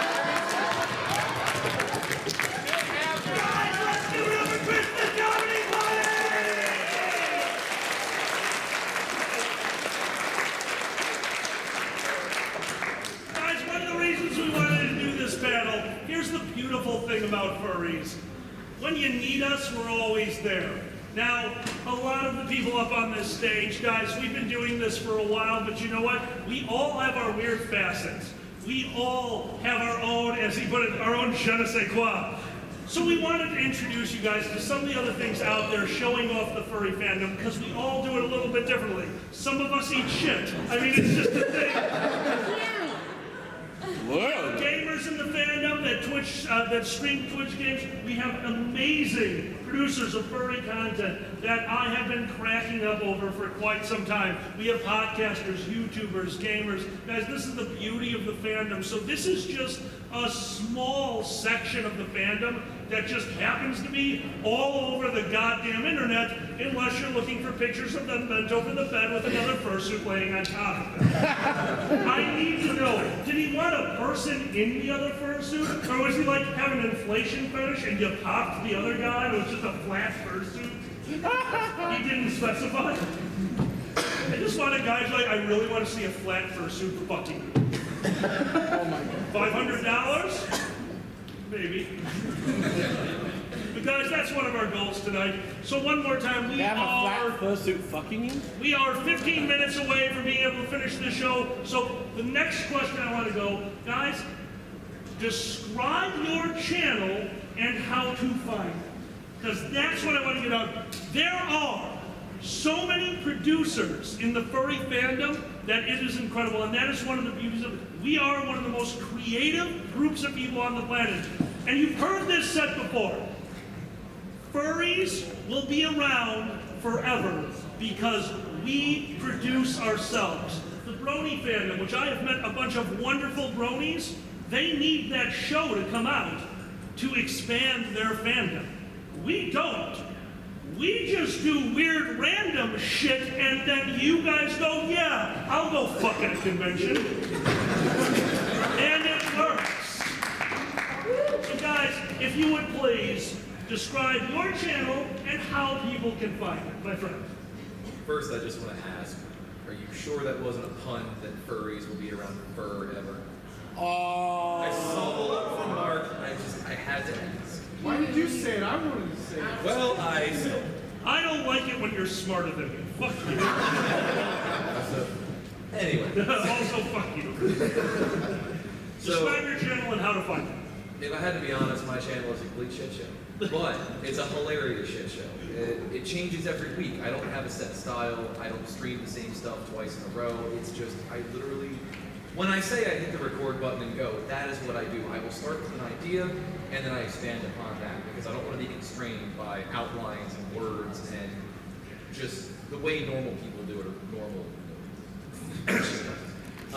do things in their videos. So yeah, it's different every time. So that's what keeps people coming back, is they never know what it's going to be next, and that's where the excitement comes from. Not excitement. But so yeah, it's a shit show, and the easiest way to find it is, well, currently you can search Kiwi Foxx on YouTube, but because that channel got nicked, you can search my second channel, Kiwi's Shenanigans, which will also point back to me. Look for the bright green motherfucker. Like, you cannot miss my profile picture. It's literally neon green. Like, if I was in suit right now, you would all have to have sunglasses on. I like sunglasses. That's not how physics works. That's why I got Give me about 20 minutes on it. Okay. All right. So that's the glorious you, my friend. I make family-friendly vlogs. Flat fursuit fucking you. I don't say swear words in my videos, though. Do you really not? Oh, that's awesome. I stopped. Well, Okay, I'm not going to call you out, but I totally remember you swearing. I used to, but, Okay, that's but I wanted to be more like appropriate. No, that's good. So it's something you can show your mom. Maybe not like the Sunny Dingo video, but the other one. Just look up Majira, youtube.com/Majira, and you'll find it. It's Majira. If you can't spell it. My friend. So, to best explain my channel is literally like, I have this idea and then I just do it. And then, like, all the time, like, my videos and everything, it's literally like boiled down to, I had this random idea and then I texted my friends and then we did it. And that's like the best way to explain it, is just like, when you have that moment where you're sitting in the shower and you're like, you know, it'd be funny if we just took collagen masks, put them on our face for 15 minutes, but it's all in Japanese, so you don't know what's going on. Thank you, Tono. Because Tono bought the mask for us and was just like, yeah, I have no idea what these are, have fun. And then it was 15 minutes of literal hell. That's my channel. And it's also a thing that is just being honest. Xander. Oh boy. Oh, did you tell them how to find it? Oh, no. Yeah, tell them how to find it. Go to youtube.com/RECESE112, or you can just search up Mark Sparks. I don't know why my username is that. Xander. The Dragon Show is mostly me putting him in front of a microphone and video. It's family friendly if your family's the Manson family. That's the best description of our show I've ever used. There'll be a bottom, I don't know. But anyway, we do mostly podcasts and fire streams, and sometimes we sit down in front of a video game and do them too. And we also do D&D sessions where we all do D&D and I do drawings for them and stuff, and it's a lot of work. That's a great way to put it. It's a lot of So work. that's what you get from the Dragon Show. Thanks for listening and stuff. How do they find us? Oh, dragonshow.com or Dragon Show on YouTube or SoundCloud and all that fun things. Oh, and iTunes too, of course. Oh, we're on iTunes? Yeah. You don't tell me these things. It's all interconnected, man. Boozy? Man. Well, there's the Bad Adventure game streams, strategy games. On Twitch, if you want to watch me, I yell at old games. Wednesdays at 9:30 p.m., Sundays at 3 p.m., and whenever the hell else I feel like it during the week. That's twitch.tv/BoozyBadger. There's also a YouTube channel out there. Once a month I drink, sing old songs, and tell stories about one particular area because I had a very fucked up life in general.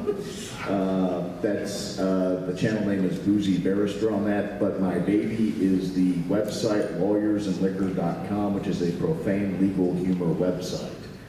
And also how you started in the Yeah, field. it has where I talk about issues like, I don't know the legality of Shadakon and shit like that. If you've never actually thought about this, I sit down, I research weird shit like mechanophilia.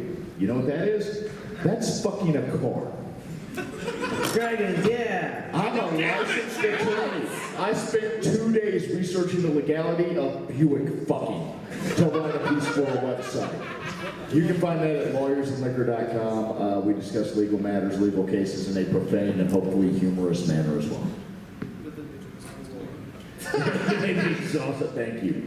Really quick before we go on, because I didn't answer this because there were too many answers. Speaking of fucking a car, the tweet that I got at 3 in the morning that I did not appreciate was somebody sending me a fleshlight jammed into the tailpipe of the car, and then they turned the car on. I've seen that. All I can think of is, well, I'm only fucking virgins from now on. And we got one more. We had him up here, and I know he has a channel. Chris, are you back there? I am. Come on up. Chris, could you tell us about your channel really fast? Of course. You're up next. Sorry, I didn't see you. I couldn't see you. I'm a big guy. Chris is a huge celebrity. I'm really big. It's a really big celebrity. Yeah, that's all that shit. Chris, announce your channel.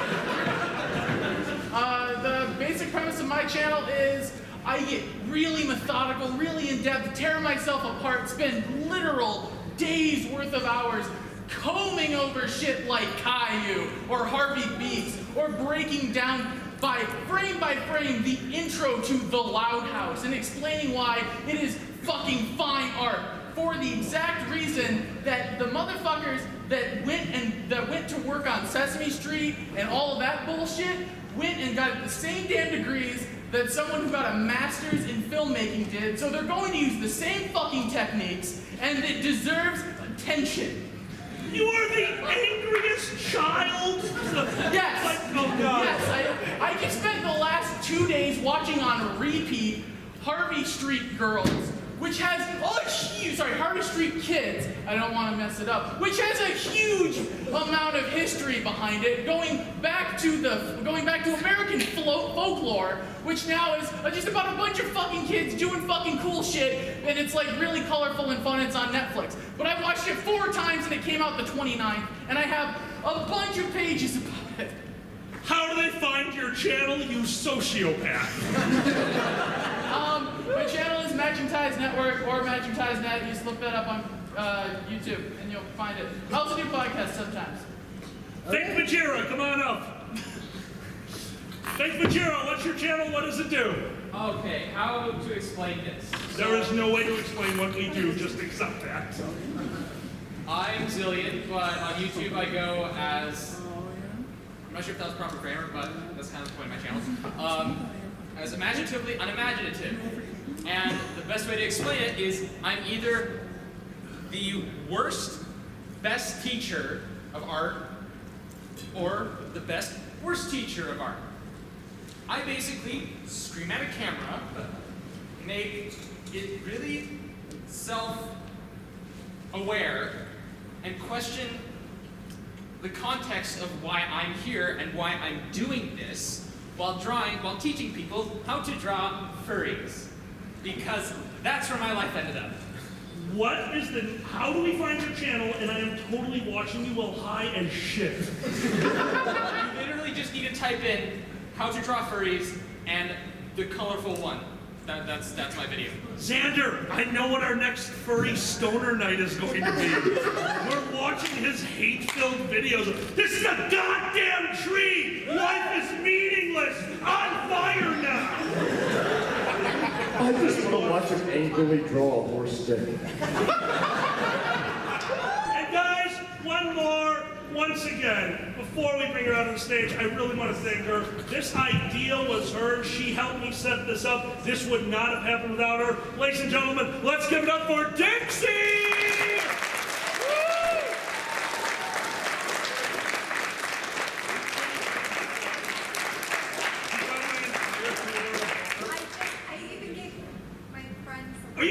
Don't take my cooler of water. That's for the next panel. Dixie, for those of you who do not know who Dixie is, Dixie, would you please let them know? Haha, you put it down. I am the manager for Fox More Pepper Coyote.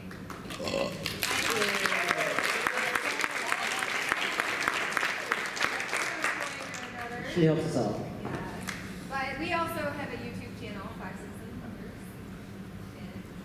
There's no microphone in front of you. For those who couldn't hear it, there is a YouTube channel, and it is Foxes and Peppers. Plural. Foxes. And Peppers. Foxes and Peppers is the YouTube channel.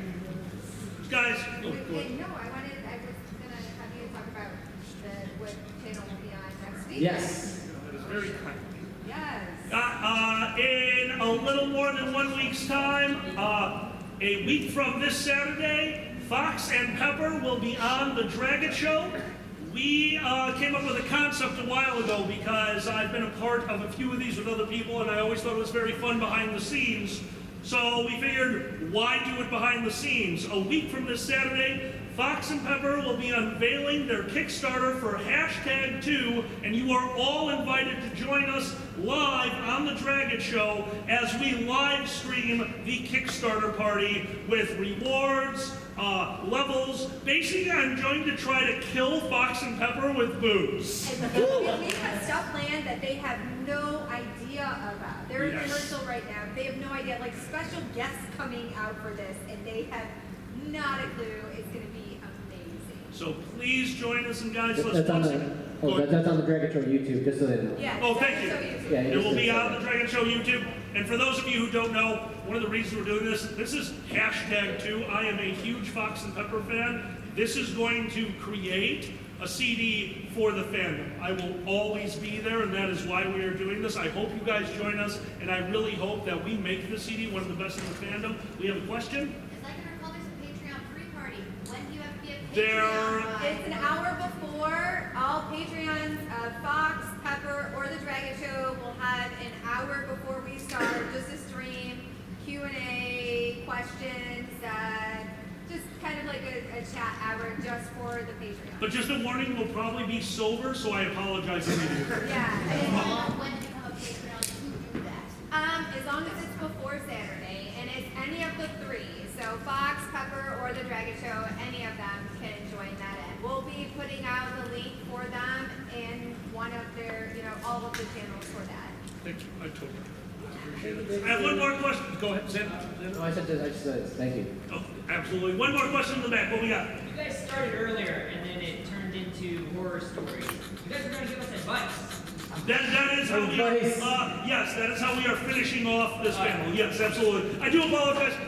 These gentlemen up here are actual YouTube celebrities. They are making their livings being entertaining. I am a stage performer, so first we entertain you, and then we educate you, because we want you to stay in the room and not throw tomatoes at us. Thank you. So actually, that brings us to the last two that I wanted to cover. We're going to go into, there's an old game that I used to play. It's called Please Come. No, it's okay. There was a beautiful question that was once posed during this game. So I'm going to make us play that right now.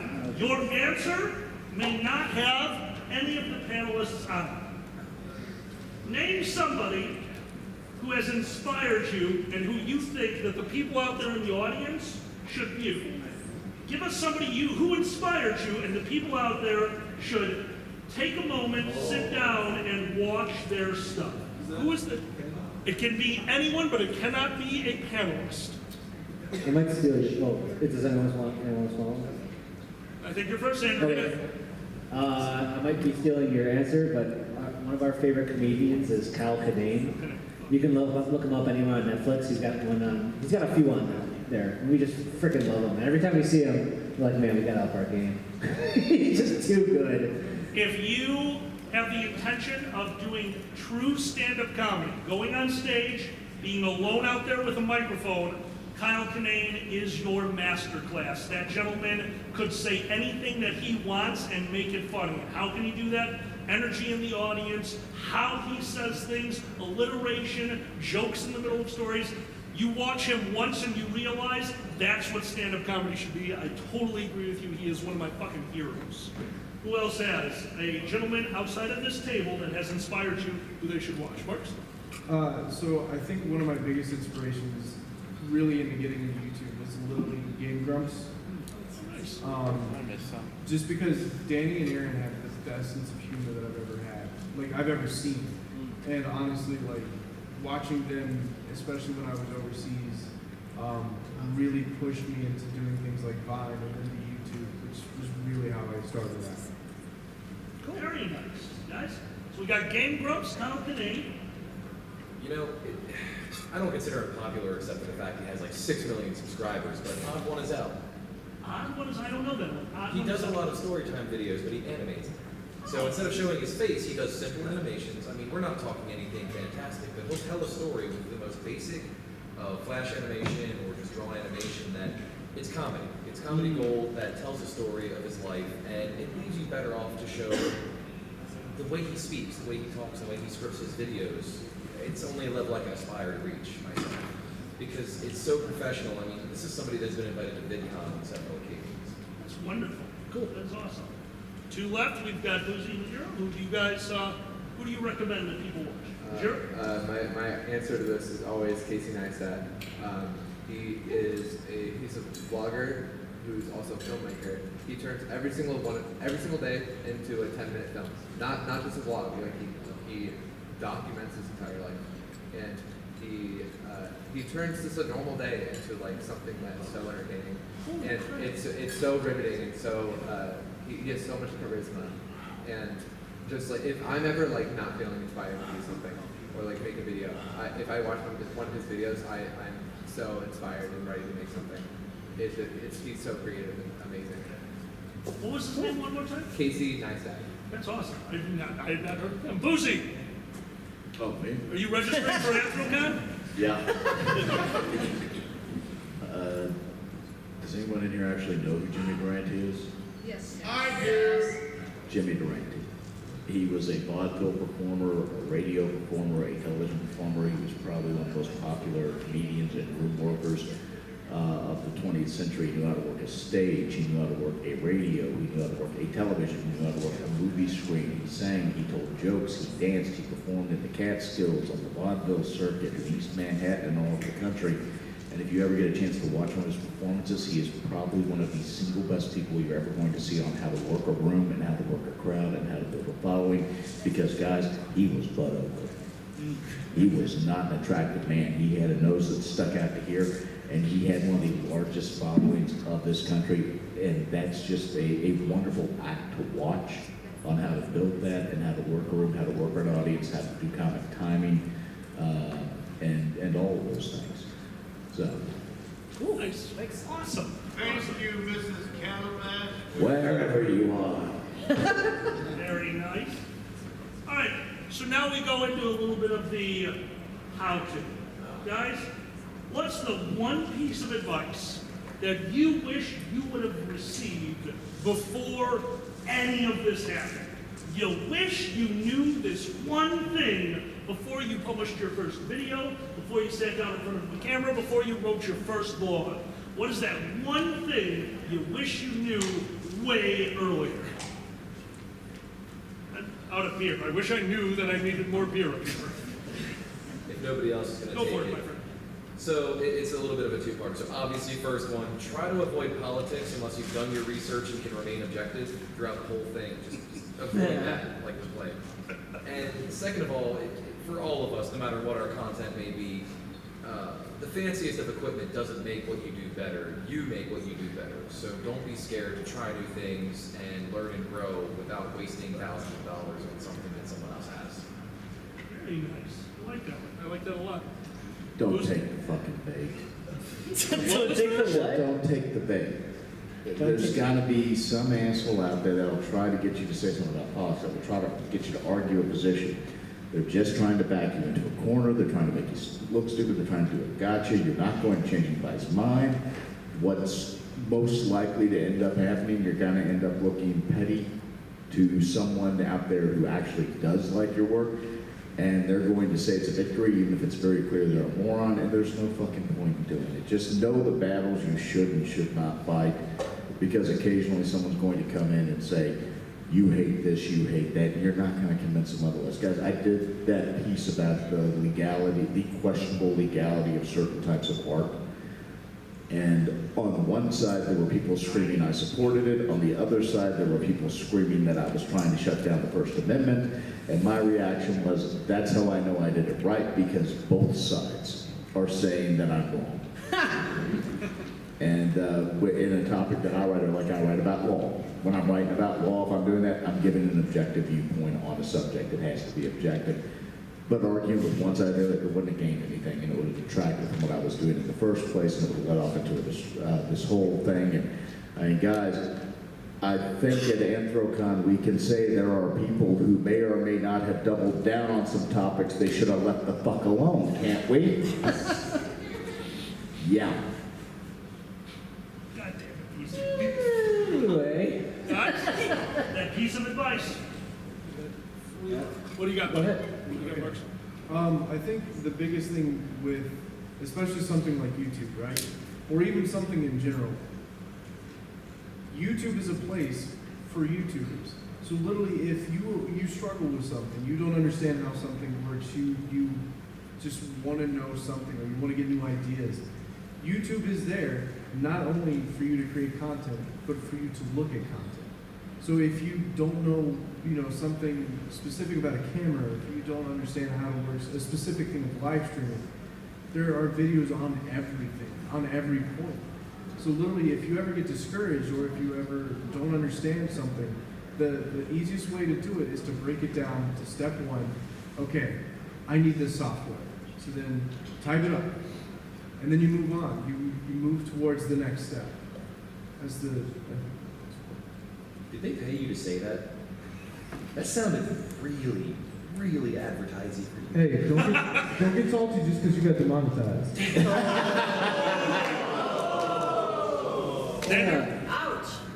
This is gonna sound so basic, but it's true. Anything you're making, I always ask myself, would I want to watch this? And if the answer is yes, am I having fun while I'm doing it? If I'm answering those two questions, yes and yes, I'm pretty okay. Then it's worth doing. And make sure you're having fun with what you're doing. That's the most important. And if you're done with something, you're like, yeah, I'm glad I did that. But if you did something and God, that was a pain in the ass, I actually didn't like doing that. And if it takes off and you don't want to do that again, then that's a problem. So just have fun with what you're doing. That's all. That was his way of saying he hates doing D&D. Shut up! All right. I don't. All right, we still. The wise words of Majira. Oh, Everyone gets out their everyone. notepads.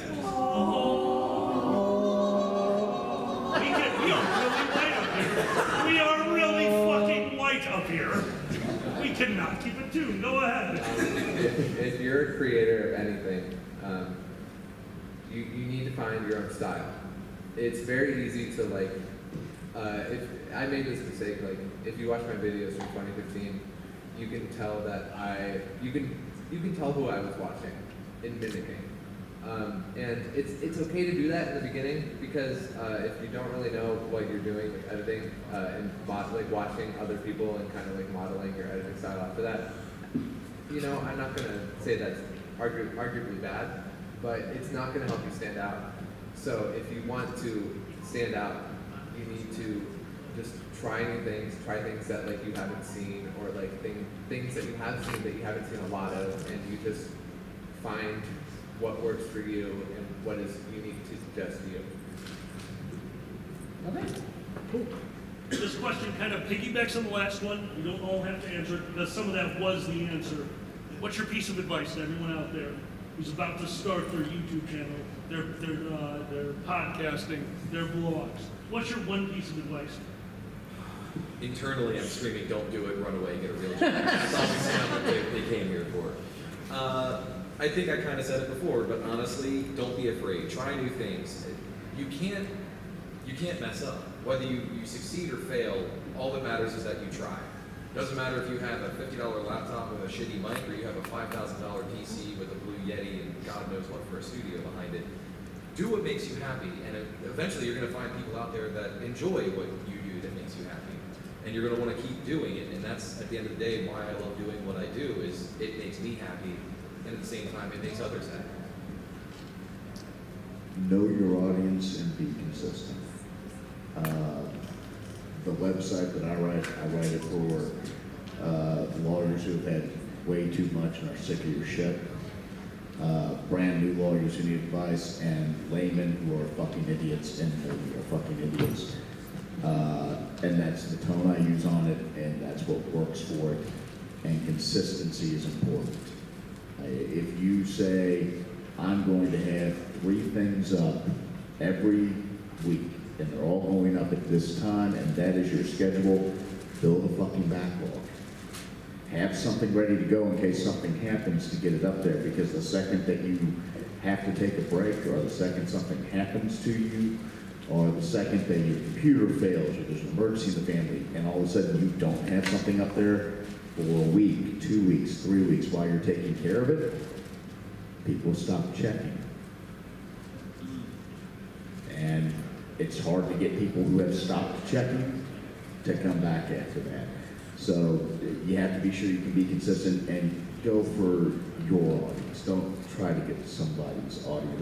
It builds up what Majira had said earlier. You don't want to ape someone else to try to get their audience. Build your own voice, build your own audience, and be consistent towards that as well. Okay. Any other advice at the table? Your first video is gonna suck ass.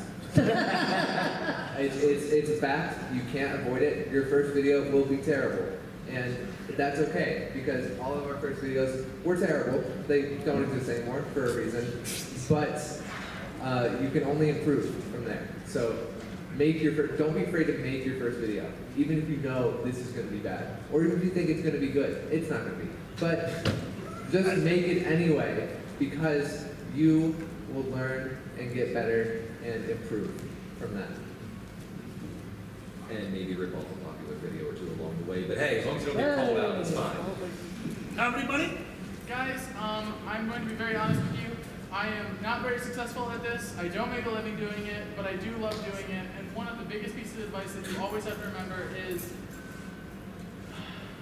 you have to be willing to do it for nothing. You truly have to be willing to do it for nothing. Always, always, always, always. And something that always keeps me through when I'm hour 10 into studying why, Casper is actually Richie Rich and he's dead. And I'm just like, I don't get right. It's fucking real. Holy shit! I believe it. It's so real. But when you're like hour 10 deep into that and you're like, why am I doing this? I'm a fucking failure. And you look at everyone else and you see them successful and you're not supposed to compare yourself to other people's success. You need to remember that the reason you're doing it, what makes you different, what brought you to the point where you decided you were going to do it, is that every single human being prays and pies for who they are at that moment. Every person becomes who they are because of all the shit they've taken all up to that point. And you have to remember, you are the one willing to cash in on that. You are the one that's willing to present yourself, a piece of yourself, because you wanted to do this sort of thing. And you're willing to create that art for people who just, for whatever reason, don't have that same kind of gumption, relationship, or courage to do that. So remember to do that for yourself and to do it and always be honest with yourself about it. You guys have any? 'Cause if not, we're going to go to questions to the audience. Use a wire for streams, fuck Comcast. That's all. What? we have stories. We have stories. Well, that's for a different that's it. panel. My friend, fake Majira. I'm going to answer this with a quote. If you're in a competition of 100 people, and each person is allowed to win once, each person must face the disenfranchisement of losing 99 times. I like that one. I actually really like that.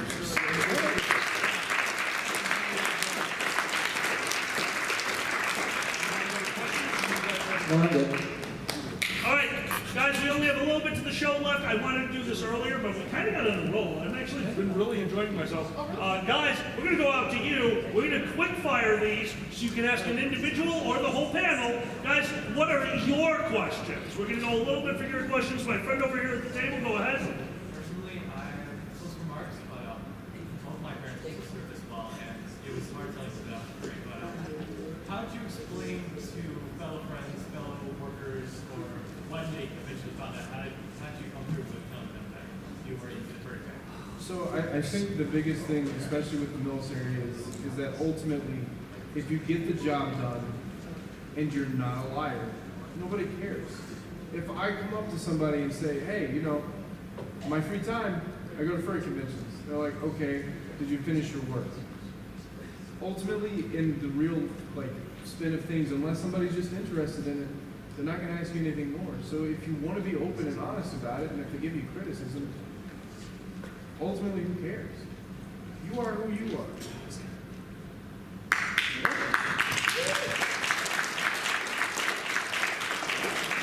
Majira, go right ahead. Mr. Boozy and Alkali, did you guys find everyone you needed for the fake furry court case? I'm sorry. I'm really sorry. I think we did.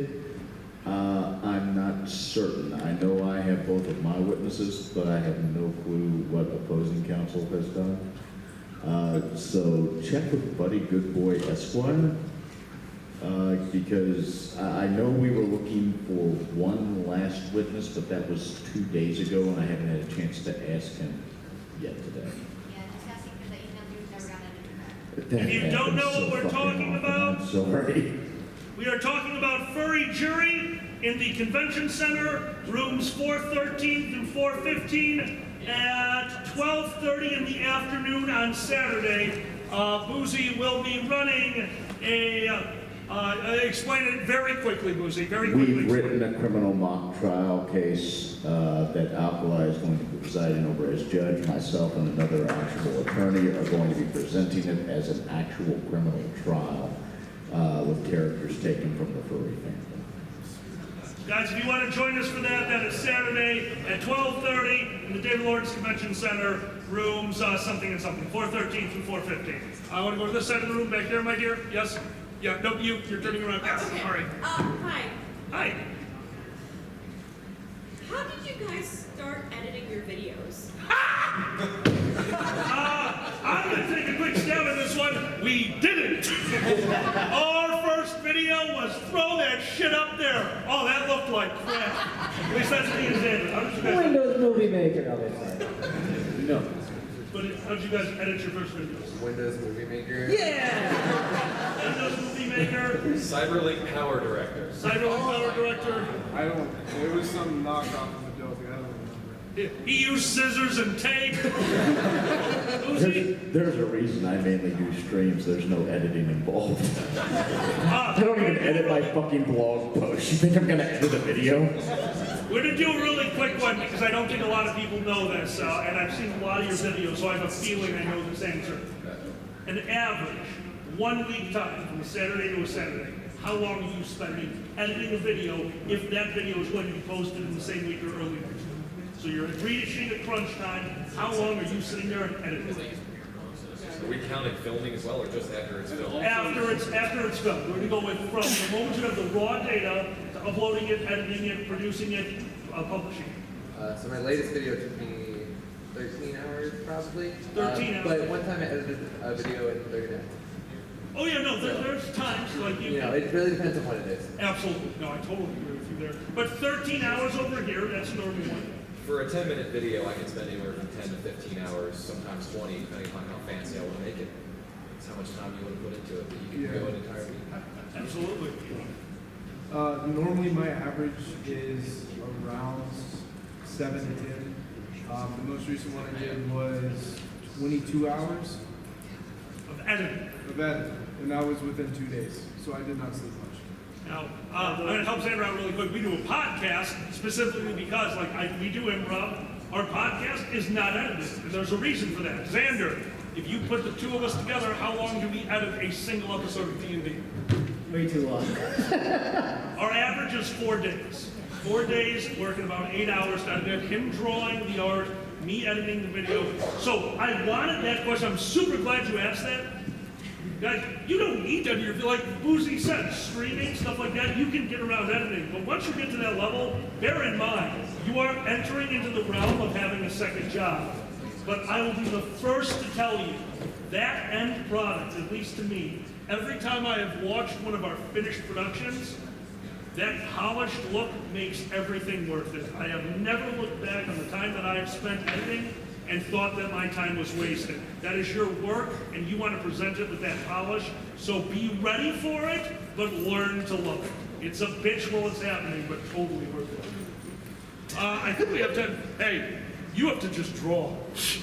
All right. You fucking son of a bitch. Oh, All right. you just have to draw. Questions? He just has to draw a lot. It's 10 o'clock right now. Oh, we got one last question. We're gonna go right up here. Go ahead. I'm actually a freelance voice actor. I'm wondering if maybe how someone like me would be able to get into doing what you guys do. In voice acting? I've actually been in a few productions. Actually, there we go. This is the fast version. This is a great question. And we've told them what to do. What's that moment? How do you actually get started besides just saying make the first video? Yes, you do. Though how legitimately the answer is you have to make that first video. I have. Right, but guys, how do you get started? Tags. Tags are a big part of it, especially with YouTube. You have to tag the video and you have to tag it well. I did, and everyone called me a Hold on, we're going to go through the table really fast. That wasn't a joke. You're cool. No, I know. You're good. No, I wasn't me trying to be funny. You're all good. I actually got a bunch of people saying I need to kill myself. My best advice for if you're making furry content, put furry in the title. Always put furry in the title. That's good. I did. An excellent thumbnail goes a long way. To put both the title and just a very good snippet of what's in the video is perfect for the thumbnail. Xander? I got nothing. We still haven't had a good video. So, Boozy? Don't get discouraged because you have one bad go. Nobody's gonna get it right 100% of the time. You They sit there swatted me. Yeah, but I'm saying if you sit there and obsess over a bad video, a bad post, a bad song, something some people don't like, you're never gonna do it again. And that's not what, fuck those people. Keep doing it for you. Don't worry about getting popular. Don't worry about people like it. You do it for you. That's the fucking point. If you're at a point where you're doing it for anybody else than you, it's a job. It's not a hobby. And if you want it to be your job, that's great. But otherwise, do it for you. I don't even worry about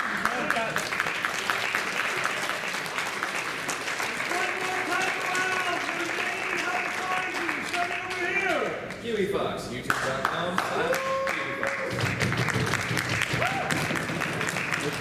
youtube.com/MAJIRA. Mark Sparks, you can find me by typing Mark Sparks or youtube.com/RECESE112. Xander Blue, you can look up dragonshow.com or Dragon on YouTube and all those things. LawyersanLiquor.com or just watch my Twitter feed. I wore myself out constantly.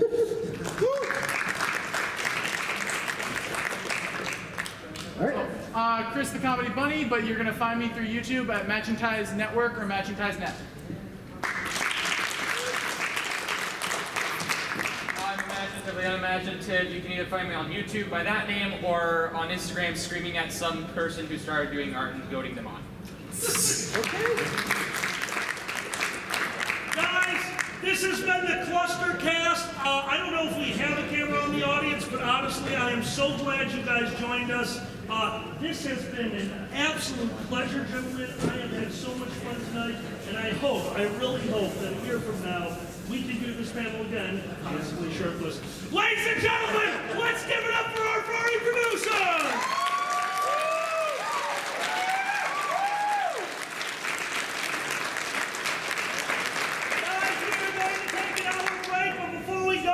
To ask everyone up here on this stage a favor. Gentlemen, in an hour, we are doing a panel of mine that I hold near and dear to my heart, and that is called Mystery Science Theater 3000. Mistake! Also known as Mistake. Would you guys like to join us on stage to make fun of a movie and get so drunk that you pee ethanol? That's why I'm here, right? No, can I get drunk? Oh, I love it, Jerry's like, I'm gonna die. Boozy, you in? I'm in. Sander, you in? Of course. You have to be, haha. Guys, this has been the CLUSTERcast. Thank you very much for joining us.